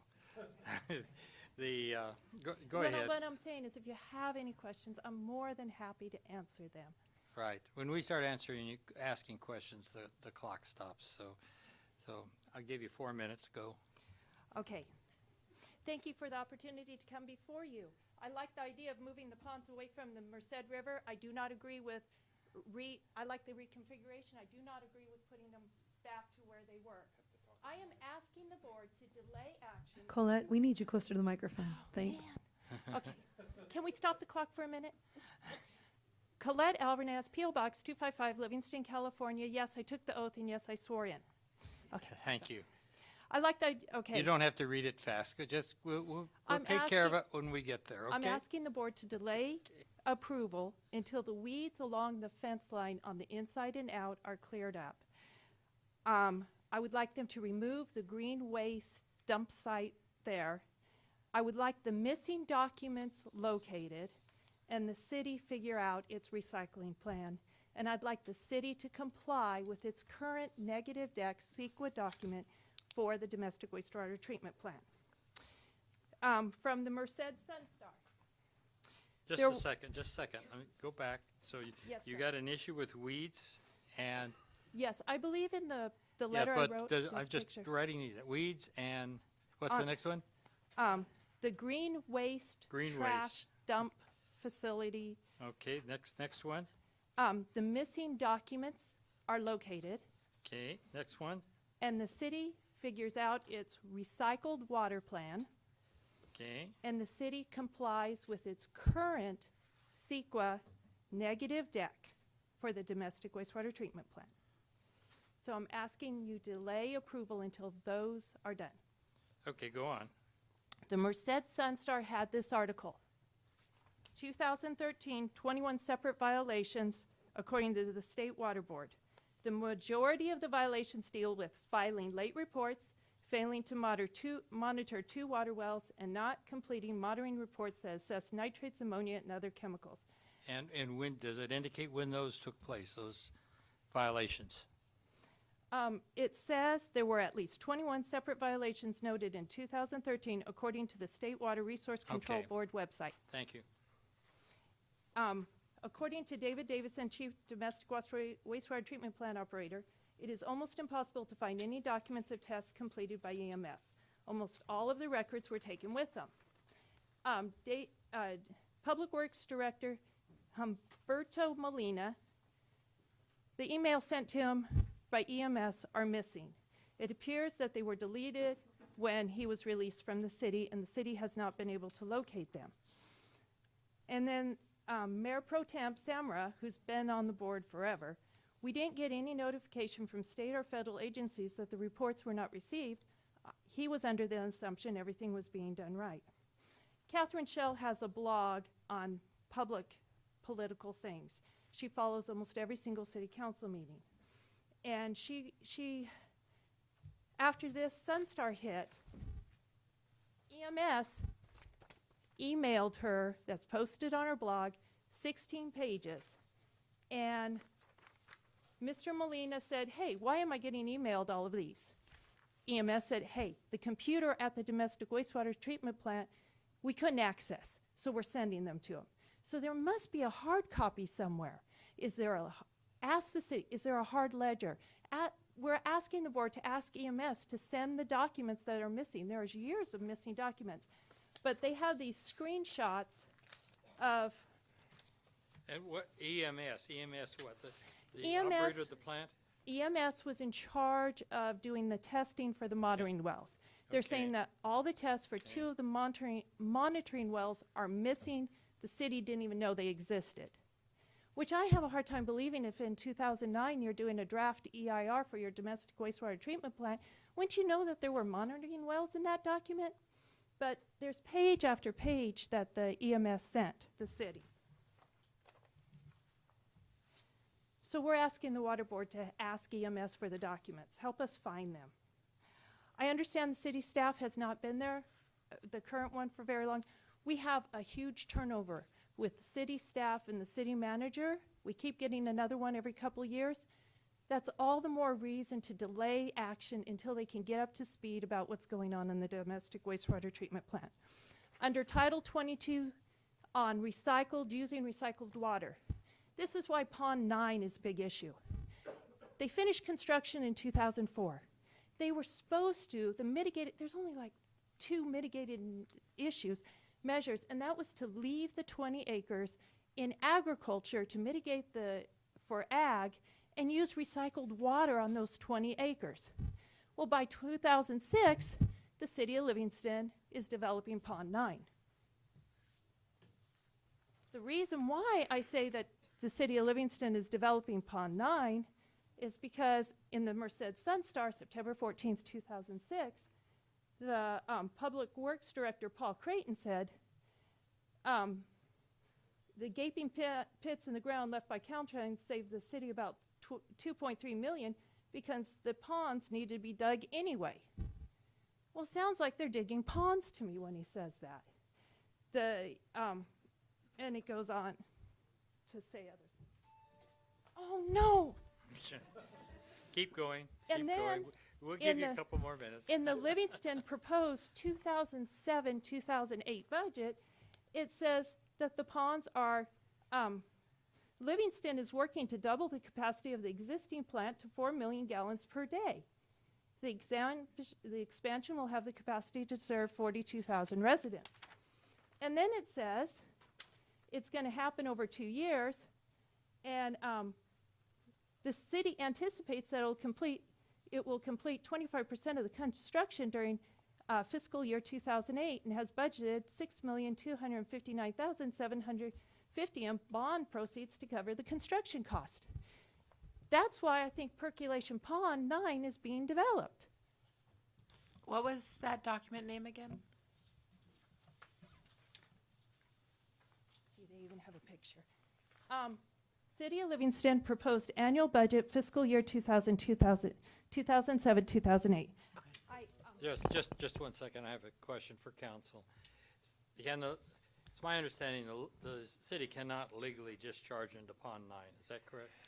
That's correct. There is no Pond 9 in these WDRs. That's right. So for us, that question is moot. They can't discharge into it. If they do, they're in violation. Title 22 on using recycled water was talked about in this document.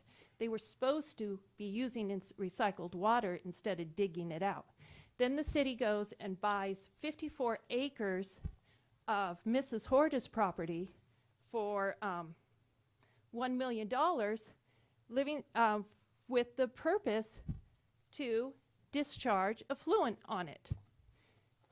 The problem now is they're renting it to a almond farmer, and it's now in trees. I suggest the city look at using recycled water along Highway 99.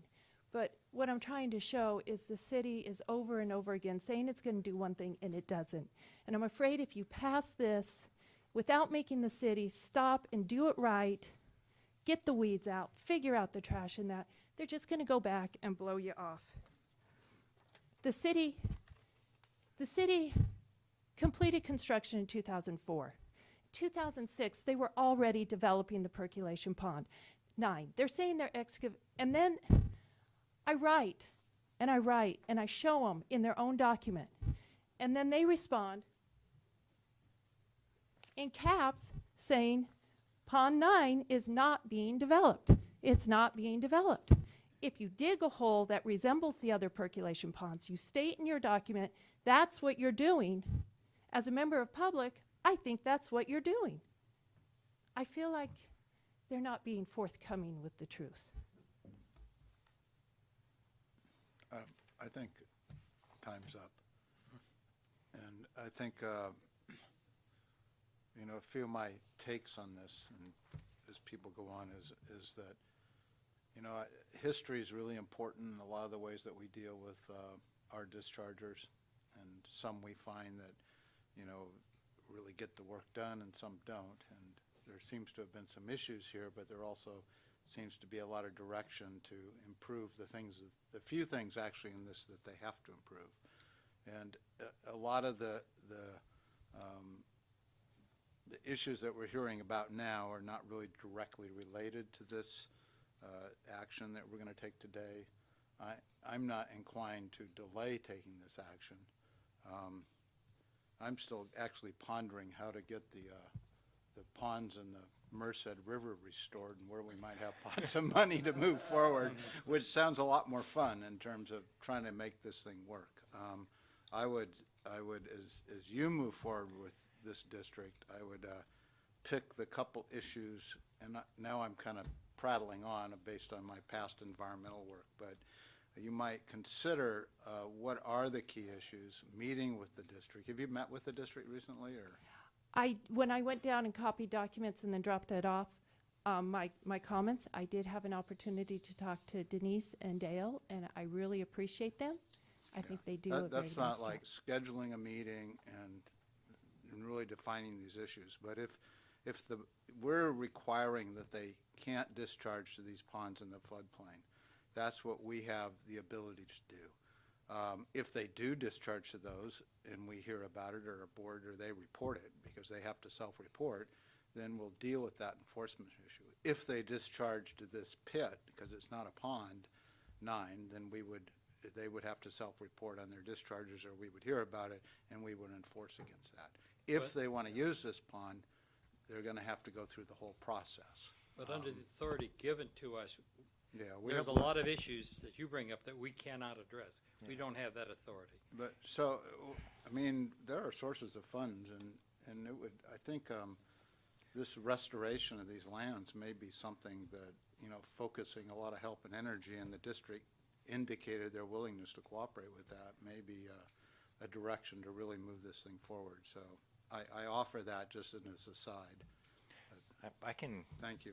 I can also perhaps shed some light on some of the issues. And for starters, I do very much want to thank Ms. Alvarez for providing these comments. It's frankly rare that we get somebody so dedicated to provide comments of this level of sophistication on these issues. And I think they did help staff focus on what the issues are at this facility in a way that, you know, you've been a very good advocate for yourself. I actually brought this up, when I got the comment letter, I brought it up with other attorneys and another regional board saying, hey, it's not a consultant. Somebody is actually submitting comments on their behalf because they want what's right done.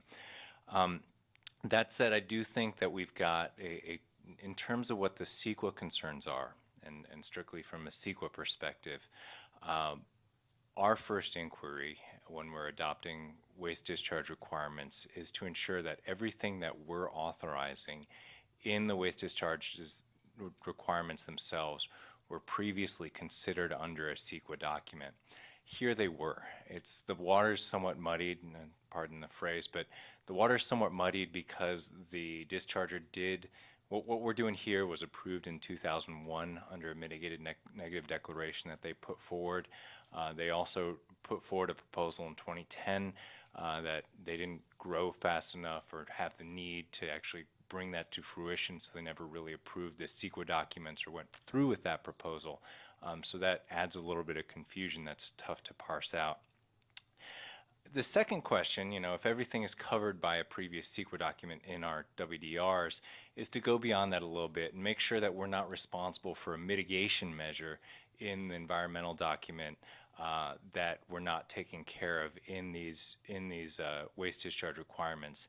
And there, I think there's a little bit of, we looked into this issue because, frankly, Ms. Alvarez was pointing out things like the cement plant, the green waste disposal, and the potential use of Pond 9 that might have been tied to a mitigation measure that we're responsible for.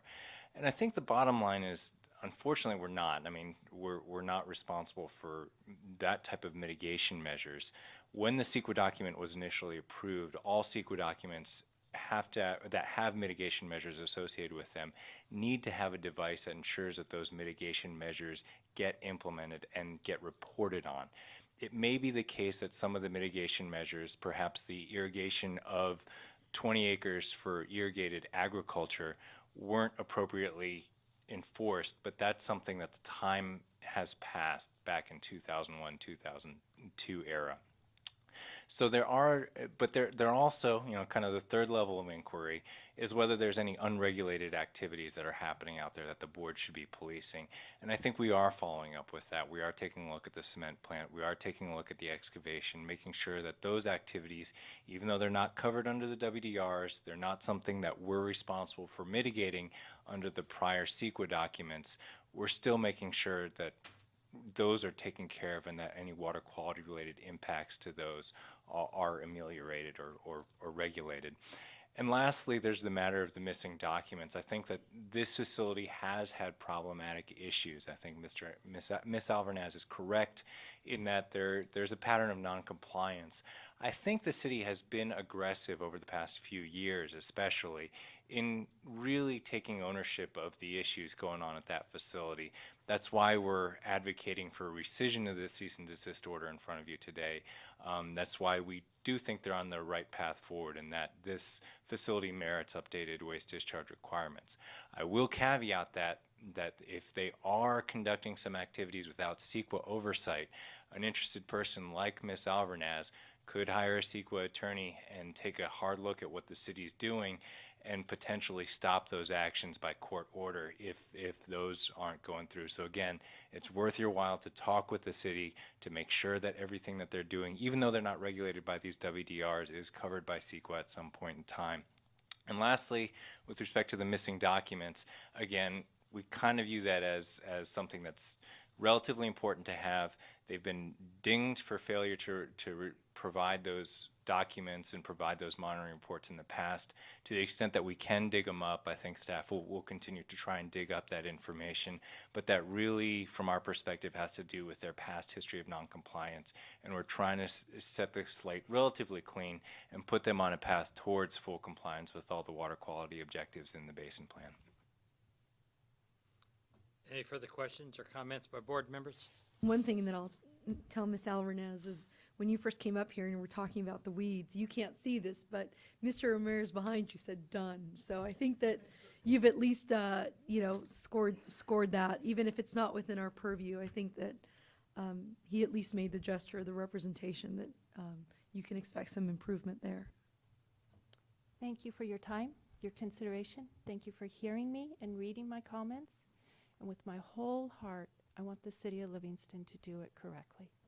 And thank you for your interest. I'm going to leave my written comments. Thank you. And if you find something down the road here that's not right, I'm welcome you back to let us know. Thank you. Mr. Wells, I presume. I hope so.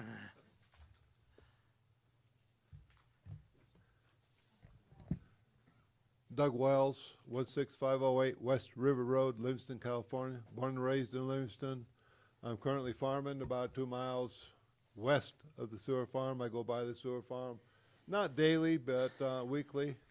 I want to make a couple comments. In response to your question about waste being discharged in that sewer farm by Foster Farms. Yes, it's been discharged. Let me tell you how.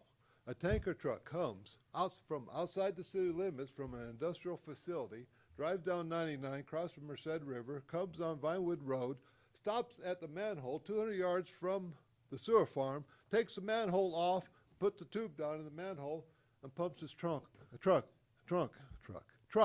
empty.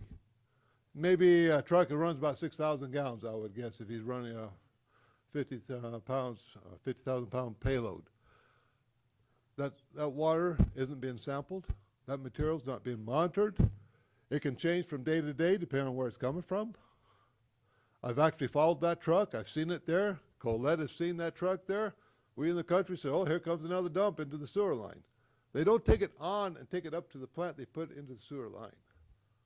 Okay, so that just clarifies. It's more information, but it's not the same picture you got from the city manager. That's the trouble we're having here. It's a smoke and guns type situation.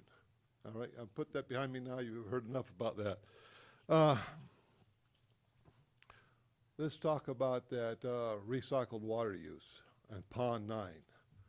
You know, they tell you a long time ago that if it walks like a duck, it quacks, it's got a few feathers on it, it just might be a duck. Well, if you look at this pond, the grade is set down to the level of the pond adjacent to it, Pond 8. The sides are being sloped. It sure looks like a sewer pond. Now then, if we want to recycle water, I got a good suggestion for the city of Livingston. Recycle it down there. You got 20 acres of flat ground. Start taking your discharge that you're allowed to recycle, put it down there and grow a crop. Now, it may look more like a pond when you start doing that, especially if you flood irrigate. But that's a problem you're getting into. And that was level, farmable ground before they started digging it down. And they didn't wait long to dig it down. And from a citizen's point of view, the problem we're having is that, well, I've gone through 5 city managers, city councilmen turned over, city staff had turned over, and nobody has a history of the past. When I originally started to look at the sewer farm, I went to Regional Quality Control Board there, and I looked at data for the river. I could see oxygen levels in the river before the farm and after the farm. They don't understand, or they ignore the fact that, yes, they percolate, but water moves horizontally and vertically. And the river is there for a reason, because there's not only drainage from above, but the local area drains in there too. And that's where some of this percolation stuff, that was the quickest 3 minutes I've ever seen. But anyway, Colette's researched this stuff pretty good. One comment, and I'd like to commend the executive officer discussing cumulative impacts. In 1970, I worked for the Forest Service on timber up in Northern California. We had to start doing that in our NEPA process because we found that what we were doing on an individual basis was not looking at the risk on the whole drainage in this case. And so on sewage, I encourage you to start looking at the whole river system right through the Delta, and it's needed. Thank you for your extra time. You gave me another minute. I appreciate it. Have a nice day. Thank you very much. Any questions for Mr. Wills? Questions for you. I'm sorry. Good. Thank you, sir. At this point, we've heard a lot, and at this point, we'll take closing statement by the City of Livingston.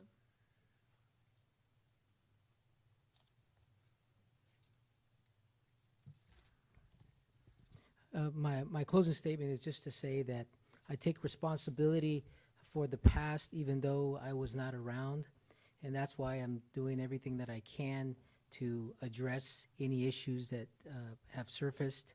I operate in an open and transparent manner, and I think that Mrs. Alvarez can attest to that. I respond to her questions. I talk to her. There's nothing personal here, and I am more than happy to address any weeds that surfaced at the wastewater treatment plant. That's one of my responsibilities, is to be on top of my department heads, and so I will address that. That's not a problem. Lastly, with regards to, we talked about whether Foster Farms discharges into our plant. We have a domestic and we have an industrial plant. So those things are separate. I won't.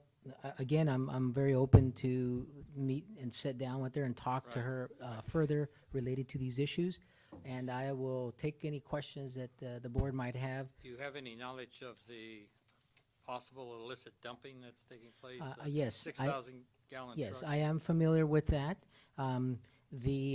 Basically, it's their wash water from their trucks, which is not characterized as industrial waste.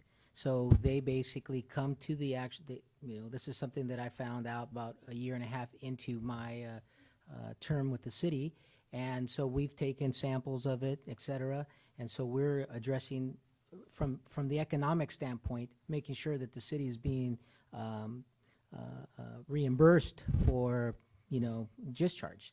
And so there's many things that I have to address, and one of them is I just can't come up with a dollar amount if it doesn't exist. So I have lots of works to do, and I've done a lot of legwork on a lot of issues. But as far as them dumping illegally, I think that that wouldn't be the case here. I think staff would have jumped on that right away and brought it to our attention.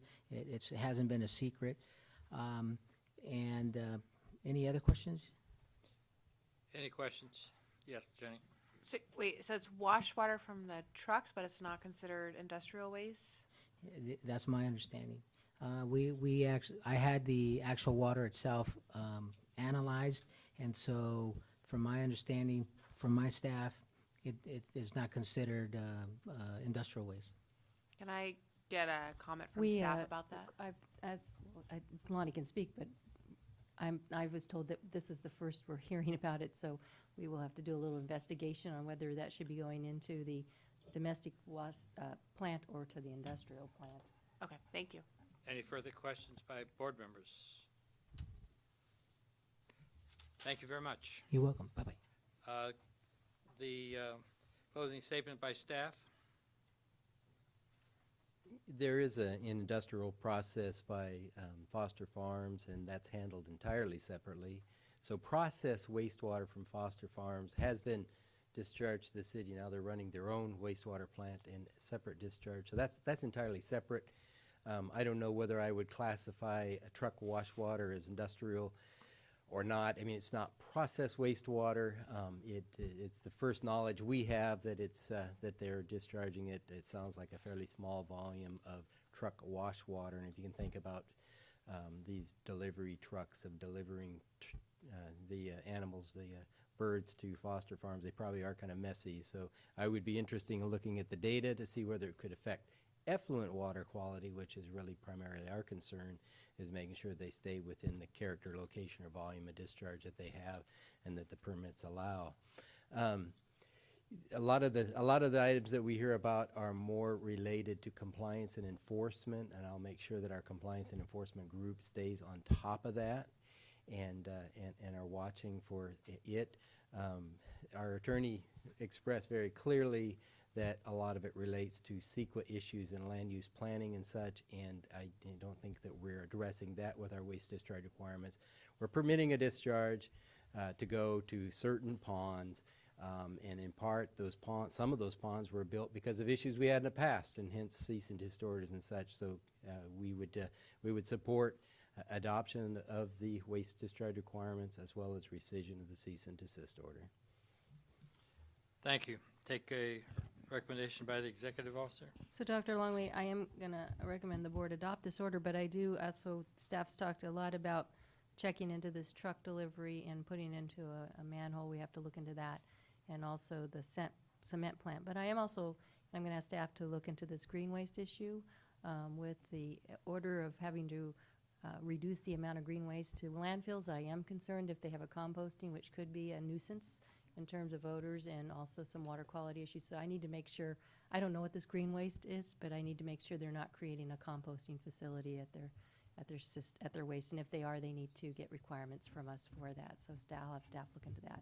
But I do recommend the board adopt this with Exactly.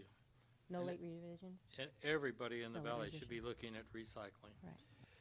given our water situation. All right. Thank you. At this point in time, I'm going to restrict discussion to members of the board, and I'll entertain a motion to adopt the waste discharge requirements and rescind the cease and desist order. Can we do this in a single motion, or should we do separate motions? It's all roll call. A single motion works just fine. fine. That's great. We'll do a single motion. Do I have a motion?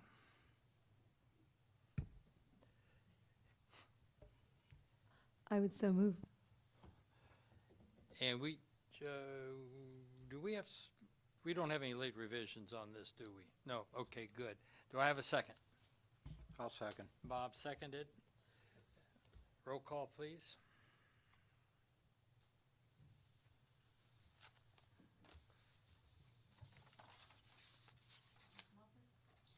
My microphone. Ms. Moffett?